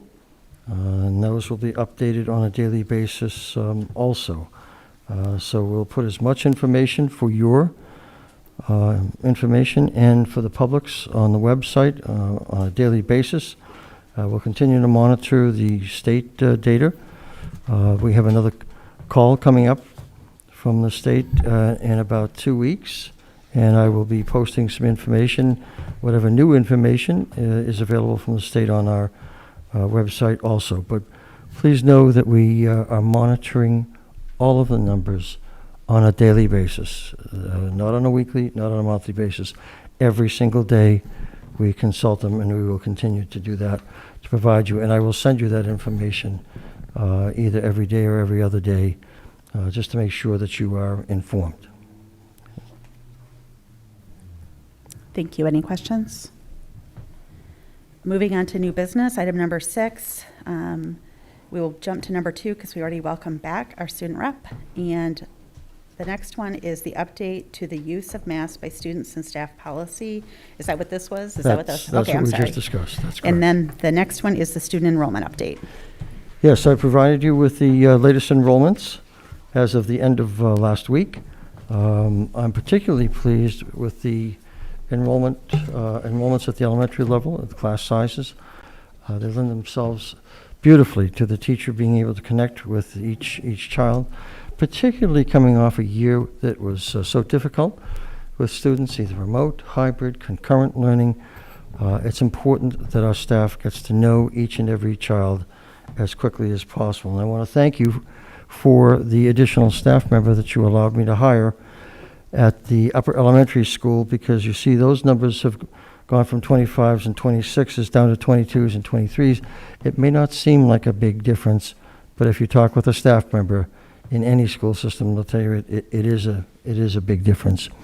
We will also, it is my understanding that you used to receive monthly enrollment reports, and you will receive those every month this year in the same format that you've received them in the past. I do want to let you know also I have made contact with the town building department, with Tim Thompson, the Director of Community Development. I left a message with his administrative assistant that I would like to sit down with him along with Matt and take a look at the residential development that is ongoing in town on a periodic basis, because the residential development has an impact, as you know, on our schools. So we want to know the nature of the development, how many units are being built, the number of bedrooms that are being built. Is it 55 and older, or is it a development that will accommodate young families with school-aged children and it is the school system that attracts them to the town. The importance of keeping an eye on that is twofold. The capacity of our schools, which is in good shape right now, but we need to keep an eye of about 3 years into the future at all times. Okay, if our capacity in our buildings is increasingly stressed because of increasing residential development, we need to know that, and we need to make sure that we can make decisions in a timely basis and not in an emergency manner, because those decisions sometimes are wrong and they're very costly. The importance also is, from a financial projection perspective, that most of the research associated with residential development indicates that for every dollar contributed to the tax base, there's about $1.30 to $1.45 in expenses created by residential development. And so that's another aspect that we want to keep our eye on, that we want to make sure that from a financial projection model perspective, we know what's going on in town. So I will leave that with you, answer any questions, but know that we'll give you as much information and update on enrollment numbers and building capacity and residential construction in town as possible. Vice Chair Rothaus. So I appreciate the class sizes. Along with the class sizes, I think it's really very important that we continue to hire and retain highly qualified teachers, because the number one goal is student learning, and there's nothing that beats a highly qualified teacher in a classroom. And you can have higher class size with a highly qualified teacher. So I really appreciate the teachers in this district, and I'm glad that we are looking at class size, but also I want to retain our really wonderful teachers. Absolutely could not be spoken more truthfully, because it is the quality of a classroom teacher that makes a huge difference in the children's lives in those classrooms. That's something that manifests itself through the collective bargaining process in terms of our ability, analyzing our ability to attract, recruit, and retain high-quality teachers, as you indicated. Thank you. Any other comments? All right, moving on to, I just wanted to add, maybe going forward on future agendas for the new business, is just maybe to keep an open item of any other new business, because sometimes board members have something to throw out there, and maybe we just leave it open in that regard. And in that case, I do have one item, and it's just the consideration, food for thought, is regarding if we want to begin or public comment emails like we had in the past. It's up for consideration, but Shannon? That was in my comments, that we need to reestablish comments via email, because again, we are not always going to be able to accommodate the room size. Again, there are people down our hallway tonight, so I don't think that's the ideal. And there are people that, because they don't necessarily agree with the majority of the people that are here tonight, don't feel comfortable being here, and we don't want their voices diminished as well. So no, I think that everyone needs to be heard, and for those that don't feel comfortable being in an environment that is congested and unmasked, that they would not have the opportunity to communicate with us. So we need to hear all perspectives, and I think that's absolutely the right way to go. So I put it for new business. Let's just add it to our next meeting. You can think about it, and at least through the month of September, let's leave things as they are, and then we can decide what we'll do going forward, if that works. I think we should start right away. I mean, honestly, I just do, because again, we cannot hold back public comment. And honestly, although we're getting emails from parents are, we got a series of 8 emails that talk about wanting us to require masks for all students. And I'm just using that as, I don't have the number handy in front of me. But what I do want to say is it doesn't lend their voice to why. And I think that for those, we cannot wait for that. We're not getting a balanced approach on constituent feedback. I was an employee, and constituent feedback, and I think that we need to start that right away. Do you Do you want to make a motion for the I will. record? You're not supposed to make motions in new business, though. Oh, okay, all right. But you, as the chair, you can set the agenda, and by saying the agenda, you can put that out there as public comment in person and public comment via email, and put the email address in the agenda, and that's your role as chair. Okay. All right, that's what I will do. Thank you. Moving on to number 7, approval request, the August 23rd, 2021 minutes. Do I have a motion? Do we not have professional development? Oh, I'm sorry. The review the September 2 professional development program. I'm sorry. Not to worry at all, and Mr. Everett did do a little bit of an overview, so I don't want it to be redundant for you and want to be consideration of the time, but I did want to say that I am just so proud of the educators in Merrimack. They were so respectful throughout all the professional development. The first day of professional development were keynote speakers. We couldn't have them live, but we managed to Zoom into 6 different buildings and break staff up typically into 2 or by department. And they were interactive with the speakers, the keynote speakers. And these 2 speakers are well-known, one being a national speaker, and the number of emails that I got about how impressed he was with Merrimack and with the professionals was just really commendable. And again, with Dr. Roy, she also gave kudos to this district and was very pleased. And then that was followed by Friday, where we had some speakers come in to the high school, and the 4 themes were Canvas, and there were teachers who worked tirelessly this summer preparing expectations for elementary, well, I guess pretty much pre-K through 6, and then 7, 8 in high school, for how we're going to use Canvas to communicate to students and to communicate to parents. And there are templates that are set up and a platform that's set up. So we're really excited about that rollout, and we want to give kudos to Nancy Rose for helping to head this up.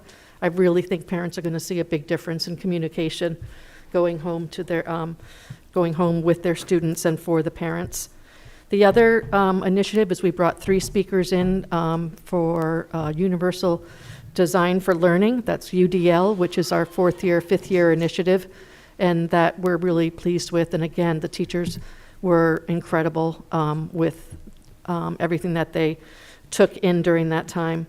We had some great speakers for the social emotional learning component of the professional development, and really the emphasis is going to be on building strong relationships with students and taking time. The first 4 weeks, I've talked about this before, about really just taking the time to get to know the students and build relationships so that students can feel more comfortable upon their return to school and really have that relationship with their teacher and feel safe is a really big message for them.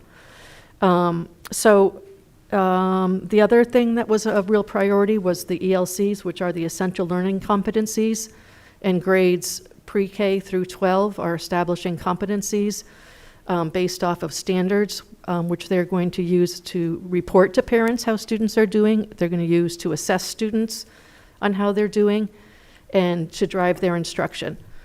And the next step for that is to continue to work on building some rubrics and extending that work so that it's really drives our instruction and our assessment. So those will continue to be the 4 initiatives for the year. And again, I just want to give kudos to our educators. They were so complimentary, which is not always the case when we're doing August Academy. You know, people are tired and anxious about opening up their classrooms, but in this particular case, people were very complimentary, appreciative, and excited for the school year to start. And we so look forward to students starting on Thursday. Today, teachers continue to work on the ELCs and on UDL, and tomorrow will be staff meetings and some open house opportunities for students, and then the kids arrive on Thursday. Thank you. Thank you. Now moving on to approval request. Could I comment? Oh, on I'm sure. Sorry. I just wanted to say, I know we had a little discussion. I think, Cinda, you sent an email regarding those professional development resources. There are some awesome books that were presented to the teachers, and, you know, point and counterpoint and things like that. But having read those books, I think that if we put those out for the parents, I think they might be very interested in reading those about grit and understanding that there's more to life than grit, and motivating their own students, especially knowing that the biggest influence on children are their parents. So I thought those books might be a good resource. Thank you. Any other comments or questions? All right. Now to these minutes that I want to approve so badly. So the August 23rd, 2021 minutes. Do I have a motion? Made by Shannon, second? By Jenna? Any corrections, additions, or comments? Shannon? Page 1, line 8, you missed that Jenna and Lori Peters were at the meeting with us, and that made us a quorum, actually. So those were good times. And then on page 6, line 236, bear with me because I have to put my glasses on, it's getting squirrely. Font is not my friend these days. 6236. Yep, oops, maybe. No, page 5, 236. That was even worse. So it actually starts on 245, which is Board Member Barnes suggested the school board could initiate a policy mandating masks, but like many other policies, but like another policy, parents could document for their child to opt out, and that policy is about objectionable content. So if we could just put some context around that, that was what I was modeling my motion after.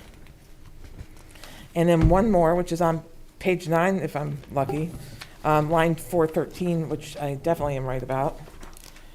And actually, we'll start with line 407. Board Member Barnes reminded everyone in response to earlier public comment that there were water filtration systems. So it's so out of context without that. And then line 413, was that masks were optional in hallways, period. And I think those are my edits. Okay, any other edits? I have 2. I just wanted to reiterate for Miss Natalie Reyes-Silverman. She had mentioned earlier that she didn't feel her public comment was properly reflected. So I just want to put this here so the person who does our minutes can go back and listen to that and make sure that that's updated properly. And then there was on line number 98, I believe it said Ms. Kathy, and it says inaudible, but it's Comer. And I think that the minutes could be updated. Comar, K-O-M-A-R? K-O-M-A-R. Yep. I just wanted to make sure that her name was properly reflected for the record, so you bet. Those were the items that I had. And while we're at it, 437, Finley Rothaus, it's 2 H's, not 2 T's. He addressed the board. Thank you. All right, let's go ahead and all those in favor signify by saying aye. Aye. Opposed? None. That's 500. The next item is the August 26, 2021 non-public minutes. Do I have a motion? Made by Lori, seconded by Jenna. All those in favor signify by saying aye. Aye. Did I see Lori Peters? Did I get an aye? I wasn't there. Oh, you weren't there. You're abstained. Okay, I'm sorry. Okay, that's okay. And opposed, none, and abstain. So 401. The next one is the June 2nd, 2021 non-public minutes. I swear we already did these, but no harm, no foul, I guess, if we didn't. So a motion made by Vice Chair Rothaus. Do I have a second? By Shannon Barnes. All those in favor signify by saying aye. Aye. Opposed? None. That's 500. And then the June 9th, 2021 non-public minutes. Do I have a motion? Made by Lori Peters, a second. By Shannon Barnes. All those in favor signify by saying aye. Aye. Opposed? That's 500. All right, got those through. Educator, administrator nominations. Kimberly Yarlott.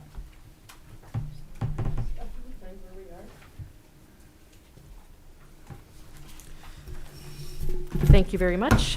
We're excited to welcome Brielle LaPiana as our school counselor for the Merrimack High School.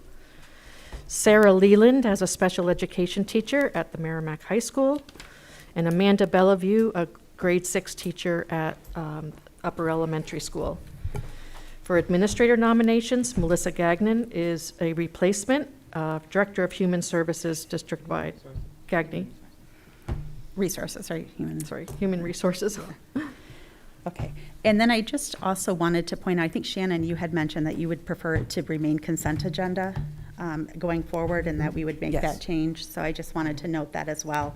In the past, we've put the nominations and resignations under consent agenda, which, you know, is something that the community is used to. So I thought that was a good suggestion, and I think that it makes sense. Yes, that will be changed as of the next agenda. Okay, perfect. All right. So I will take a motion to accept the educator administrator nominations. Cinda, just a point of order. Actually, number 6 on this section is the approval, and that was also supposed to be under consent. So if you actually add the 2, I would do a consent agenda of educator administrator nominations and the approval of the Title IX sexual harassment policy under consent. Okay. So I will move that, if that's okay with you. Yep, that's fine. Sure, I'll second that. Okay, we'll move those both forward. All those in favor signify by saying aye. Aye. Opposed, none. That's 5-0. All right, thank you. You bet. Moving on to other committee reports. Any committee reports to report out to?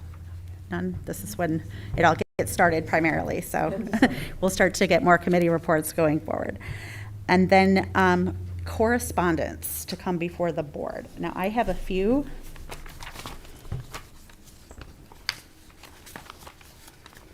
Okay, so I had, to the entire board, I just kind of did some generalized statements. Would like students to wear masks in school and are regarding concern for health, or supported Bill Olsen's back to school plan in those different categories. Some of them were many or more, but there were 12. Wants no mask, kids to opt out, or optional masks 5. I got some directly to me. Similarly, would like masks, I got 3. I got a number of emails, 3 of them regarding the rescinding mask agenda item. I also got some emails regarding specific situations dealing with children. One was referred to Stephen Clare at the high school principal regarding that child situation. Email from a parent frustrated with the support or lack of support and lack of remote learning options. I had asked the administrators in her children's building to address. And then I got one email sent to public comment that bumped over, and Shannon addressed that with that particular person. It must have just, you know, they had just forwarded over to us, and you addressed that. Thank you. And then I also had another situation where parents had concern for some of their grades that their child had taken, like VLAX and whatnot, getting transferred over. And I also addressed that to building administration. I've also followed up with that parent. Any other correspondence to report? Lori Peters. I received an email from a parent who was concerned about the $10 technology fee for the one-to-one computers and asking why that was not in our budget. I referred this parent to Nancy Rose and said that we would take it under advisement this year during our budget discussions. Thank you. Any other correspondence? Comments? Number 3. Shannon. I had one because I think I got breezed over, and I was going to address it earlier in tonight's agenda. And it was what came back about the COVID data and opt-out numbers was in our packet. And I think it was referenced earlier, but I really want to put it into proper context, the question that I have.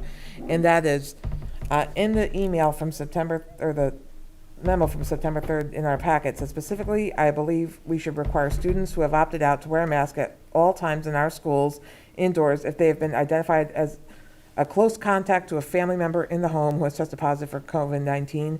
Is my recommendation that also applies to a student who has been identified as close contact with someone in the community who has tested positive. And why are we not quarantining them? The CDC changed its policy on that. Yeah.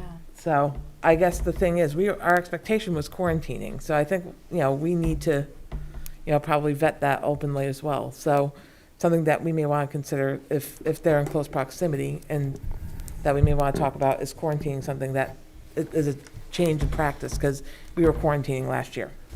Yeah, and I think That's the documentation I referred to earlier that I'm translating the flow chart Okay. into verbiage, and that will be posted this week. I'll send this out to you also before we send it to the website in terms of what constitutes a need to quarantine, or household, non-household contact, what constitutes a need to isolate. So, and I think that's important for us to really spell out, not just breeze over, because expectations going forward and what we've, our past practice and our current practice, if there's a considerable change in how it's going to affect students in school, we need to vet that transparently. We can add that to an agenda item for our next meeting. I was just going to say, thank you for updating that, and that's kind of what I was going to point out, because Lori's right. Not only has the CDC updated their whole quarantine isolation strategy from last year, so has New Hampshire DHHS. So I appreciate you taking the time to navigate that very obnoxious flow chart and simplify it for the rest of us. Thank you. And then I would just add a comment. I just, want to thank the board for just some grace and understanding as we're working through some new agenda formats, and it's going to be a little trial and error. We're going to make some mistakes, find some things we like, kind of how they used to be, and also, the purpose is to try to make our meetings efficient and have times as close as we can, because I think that adds some clarity for the public, and I appreciate you proposing some of these ideas, and I think ultimately, as we go through a little bumps in the road, I think we're going to have smoother meetings, more concise meetings, and more productive meetings. So I thank you for all of that work. Well, thank you. It's, putting the times on there is, seems to be, fairly innocuous, but it is important for the public, particularly those who are viewing at home and want to come in to make a comment about an agenda item, to know the approximate time that something's going to be discussed that might be of great relevance to them. All right, any more comments? We will move then to the public comments on the agenda items. It's item number 9. Again, please state your name and address for the record. I don't think we have any students here, but the floor is yours. Hi, I know it's late, but really I just want to take the opportunity to thank each and every one of you. You're doing a lot of work that is above Just and your name and address. Oh, quickly. Heather Robitaille Sorry. still, Springfield Circle, that's all right. Just thank you. I mean, this is emotionally charged, this is intense, and we're all here in the best interest of our kids. So I just want to take the time to thank you. And just a recommendation to look at the Boston Children's Hospital website, their COVID-19 resource center that they have. It's not just all medical facts, but I think the district's taken a really thoughtful approach to the social emotional learning and impact that this has on all kids, regardless of masking, pros or cons or anything, but it produces anxiety and just how to help them through that. So as a parent, that was a great resource for me to find. So thank you. Any other, Rose? Hi, Rosemarie Rung, 21 Ministerial Drive. I was surprised about the comment about quarantine. So I went on the CDC website, and they still recommend 14-day quarantine for an unvaccinated person who's been exposed. If someone has been vaccinated, they do not have to quarantine. Also, there was reference made earlier in public comments about the World Health Organization. I went to their website, and their first sentence says defer to local and regional authorities. So I take that to mean that we should look to the CDC for guidance on our response, and also the state of New Hampshire. Thank you.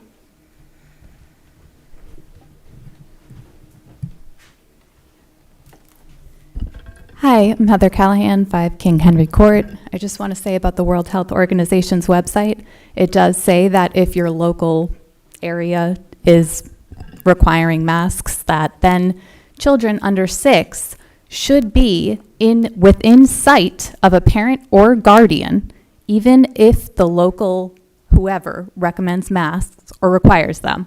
They should be within sight of a parent or guardian. That is obviously not happening here, so we are not going along with the World Health Organization's recommendations. And I did just want to clarify too, there is no way for me to send my 5-year-old on Thursday and have him abide by the World Health Organization safety recommendations, which would be that he wouldn't wear a mask at all without being in sight of me. The procedure's already been determined at the meeting, and that's Okay. what we'll go. I just wanted to make sure, so I have to wait for the next month. Yeah. You Yeah, know, we're it is doing- confusing. It's month to month, September 1 through 30th. And normally we don't respond like this, but No, I I do know. wanna I'm be- sorry. No, Thank but you. I that's okay. appreciate it. I do want to be clear, and I want people to get answers, particularly as we're approaching the school year starting, so. Okay, I appreciate that. And I have one last thing to say, and that is that one of my favorite things, I've been in Merrimack for a long time through all of my kids' education so far. One of my favorite things about Merrimack has been the surveys that have been set out to parents. And I agree with Shannon that we should be hearing from all of the parents. And I would think that the most effective way to do that might be with the surveys. I don't know why. I mean, a lot has changed since the last one went out. I don't know why I'm not seeing a survey. I don't know who's in charge of that, but I'd love to see a survey. Thanks. Thank you.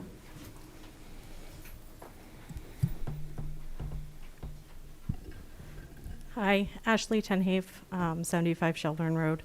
I'm here to say that as a nurse in this community and a pediatric nurse who literally just got off a 3-hour shift where I spoke to over 30 kids who need COVID testing, who are extremely sick, that this not requiring a mask in school, it's dangerous and it's disgusting. I sent a email to Mr. Olsen when the notification went out that the kids that are masked and the kids that are not masked won't be separated in the classrooms. And I think that's wrong. Those of us that are requiring our students to wear a mask to protect themselves or to protect a person at home who is more at risk should not have to then be basically surrounded by other students who are not wearing a mask. That is circumventing what we're trying to do for our kids. Excuse me. Please. I'm sorry, The other continue. part of this too is that, as Rosemarie Rung here said, the quarantine guidelines are still that if you have an exposure or if there's somebody in your household who is positive, you are still supposed to quarantine unless you are fully vaccinated. And since only about 36 to 38% of our students are fully vaccinated right now, that's not enough. They still need to quarantine, and we should still be wearing masks. Any other speakers this evening? Okay.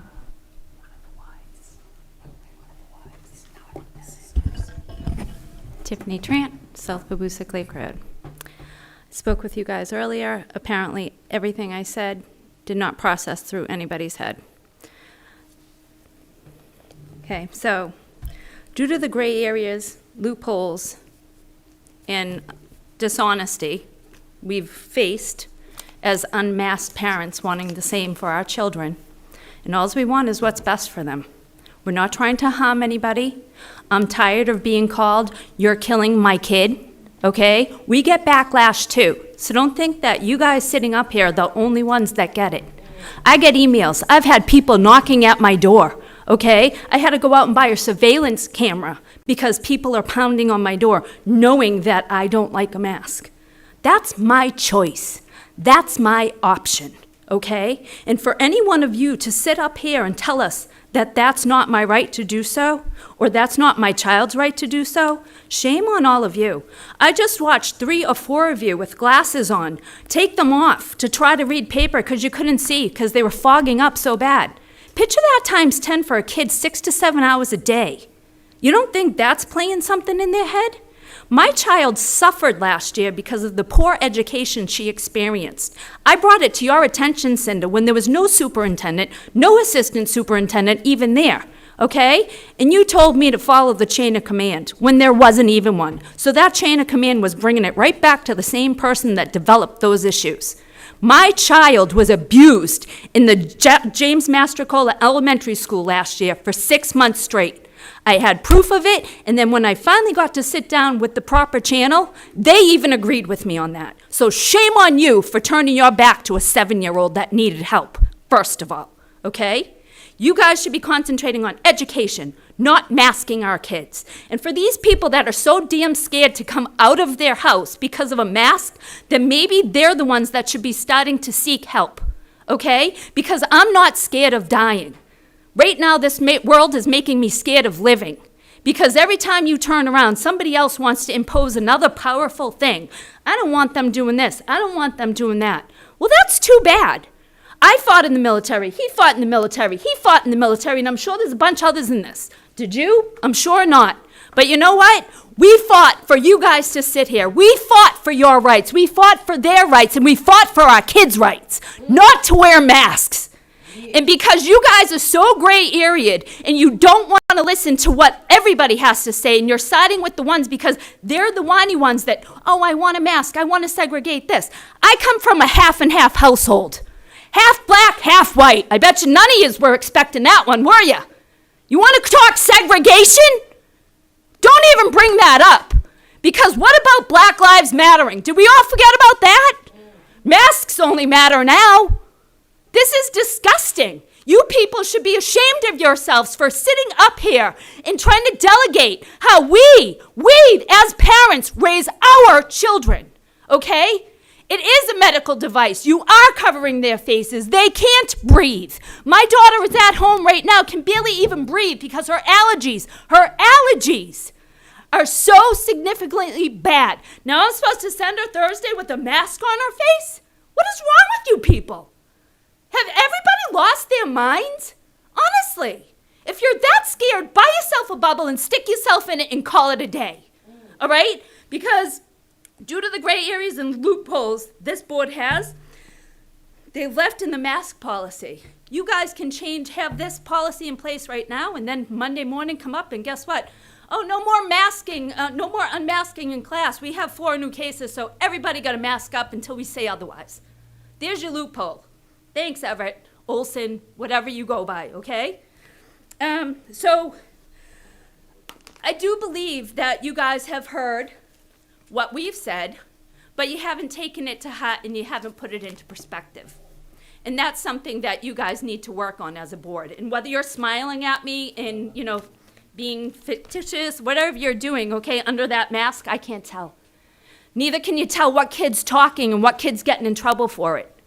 Nor can you tell what kid's doing something under it that they shouldn't be, okay? You guys are like hiding behind these masks, and it's not fair. It is so not fair to the public, to these people, us taxpayers. And with that being said, with all of these loopholes and not knowing what the future has to hold for my child in the James Mastrocola school system, okay, I moved here 22 years ago. One of the main reasons I moved here is because Merrimack was one of the top 10. They don't even friggin' reach that list anymore, all right? It has gone down the drain. And for these reasons, I'm pulling my kid. How much is it per person? You have a budget? The budget committee? How much does each child worth to this school system? $9,000? Is that the funding we get? Nobody can answer that? It's not a discussion. Disrespectful. I'm just asking a simple question. That's public information, correct? Nobody can tell me. Okay, well, I got 10 kids that we just wrapped up that are pulling out of this school system just tonight that I've talked to, okay? So if it is 9,000, there's 90,000. So you can go and fire 2 positions for that 90,000. You guys want to keep going? We'll keep going because I am educated. I have a bachelor's degree in science, and I can teach my child myself better than any of you up there have given her an education for the last 18 months. You all should be ashamed of yourselves.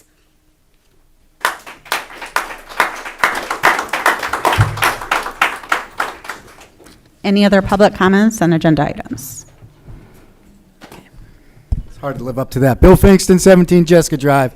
I don't know what the policy is on using your phones during your meetings, but you might want to think about it. I know there was one individual, I'm not going to mention any names, who was taking pictures of some individuals, not to mention any names. And then I conveniently saw a text about myself and my wife. Cover your ears. Being a hairy cocksucker family. So from a position of leadership, shame on you. Thank you. You're addressing the board. Yeah. Okay. Thank you all for your time. Any other public comments on agenda items? All right. Hi, Alyssa. Reminder, this particular part of our public comments is supposed to be specifically relating to the agenda items. So, I okay. swear it is. All right, thank you. So I just re-registered my son for Merrimack School District this week, and they didn't ask me once whether or not, like, there was no paperwork saying, like, if I wanted to sign for him to wear a mask or not wear a mask, but I provided the birth certificate, all the proof of insurance, or not insurance, excuse me, all the proofs that you need, like the whole list. The mask thing wasn't on there at all, just so you know. I'm just going to just give a quick, again, because school's starting on Thursday. We do have the opt-out on the website. You can get it there. Write me, and I'll send it to you if you prefer. Okay. I'll make sure that you get it. Sure, thank Okay. you so much. Yeah. Thank you. Any other public comments on agenda items? Okay. Okay. So, Wolf von Schön for Conservation Drive. Thank you, everybody. I know this is not easy. I don't want to be in your shoes, to be frank. Glad my wife didn't win last election.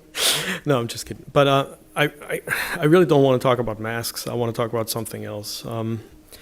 I see a lot of great initiatives and attempts to improve things, but one thing I don't see, something that I've been trying to bring to really knock into the previous leadership's head and frankly some of the school board maybe as well. And that is to focus back on some really simple things for students, and that's clarity. Clarity just in education, right? And that starts with how you roll out a learning tool, right? A learning platform like Power School or, Canvas. Clarity, consistency between teachers so students don't have to search on different pages, where is there another assignment that might be hidden, right? A lot of students have suffered with that very hard, and it's something that we as parents have been really trying to bring forth multiple times, and it's just not been listened to at all. At least, well, I'll take that back. It has been listened to, but it hasn't led to any changes. Simplicity in communicating assignments, discipline by the teaching, staff to update assignments on Power School and Canvas. I guess Power School is out the door. I don't even know anyone, to be honest, right now. But just simplicity in communicating immediately when assignments are being, sent out to students, to have them recorded on these learning platforms. But then also the discipline to immediately update the scoring, the grading of these assignments. I can't tell you how many times in the last 3-4 years, and this started in the middle school, we find out after the grading period ended, that there's all kinds of assignments missing, right? Shame on my kid, or my kids, for that in the first place. All right? I'm not taking any excuses here, right? I'm making any excuses. Shame on my kid. But I, as a parent, I'm clueless. I have no clue what's going on. And frankly, my kid doesn't either. Again, my kid could write this down every day, right? And then be smarter and take a piece of paper and a little, agenda and be smart about it. And they're apparently not, so they haven't learned in all these years to deal with this. Shame on the kids, maybe shame on me as a parent to teach my kid that. But the school could go back and scale back all the, the mass discussions and so many other discussions and take some of that back and scale it back and scale it down and come up. I swear if teachers would have just sent out during the online learning period on Monday morning a meeting with all the assignments for the week, read Monday, Tuesday, Wednesday, Thursday, Friday, these pages in your books, right, or on the website, and make these assignments and submit them by Friday or on the following Monday, we would have been so much better off than having, a complicated, very expensive learning platforms and everything. This stuff was done successfully by teachers back in the day with a paper agenda, right, with no learning platform, by sheer discipline of the teacher and discipline of the student, right? And we're not good with that anymore. And it would be so helpful if we would just focus on that a little bit more and not on yet another program and not another support platform. Just scale it back and focus on what's important. And that is communicate with us parents, with the student in a timely, disciplined fashion so there's clarity out there. And that's really all I wanted to say. Thank you very much. Thank you. Any other public comments on agenda items? Going once, going twice? Okay, closed. Thank you. Thank you, all of you. A lot of what you say resonates. Obviously, we all are individuals. We all have different things perspectives and how we look at things, but just by offering your comments allows us to expand our perspective. And so I really appreciate you all coming out tonight. With that, I will accept a motion to adjourn, made by Shannon, second by Lori. All those in favor signify by saying aye. Aye. Opposed, 0. That's 500. Thank you. Good night and have a great start to school for all of the families.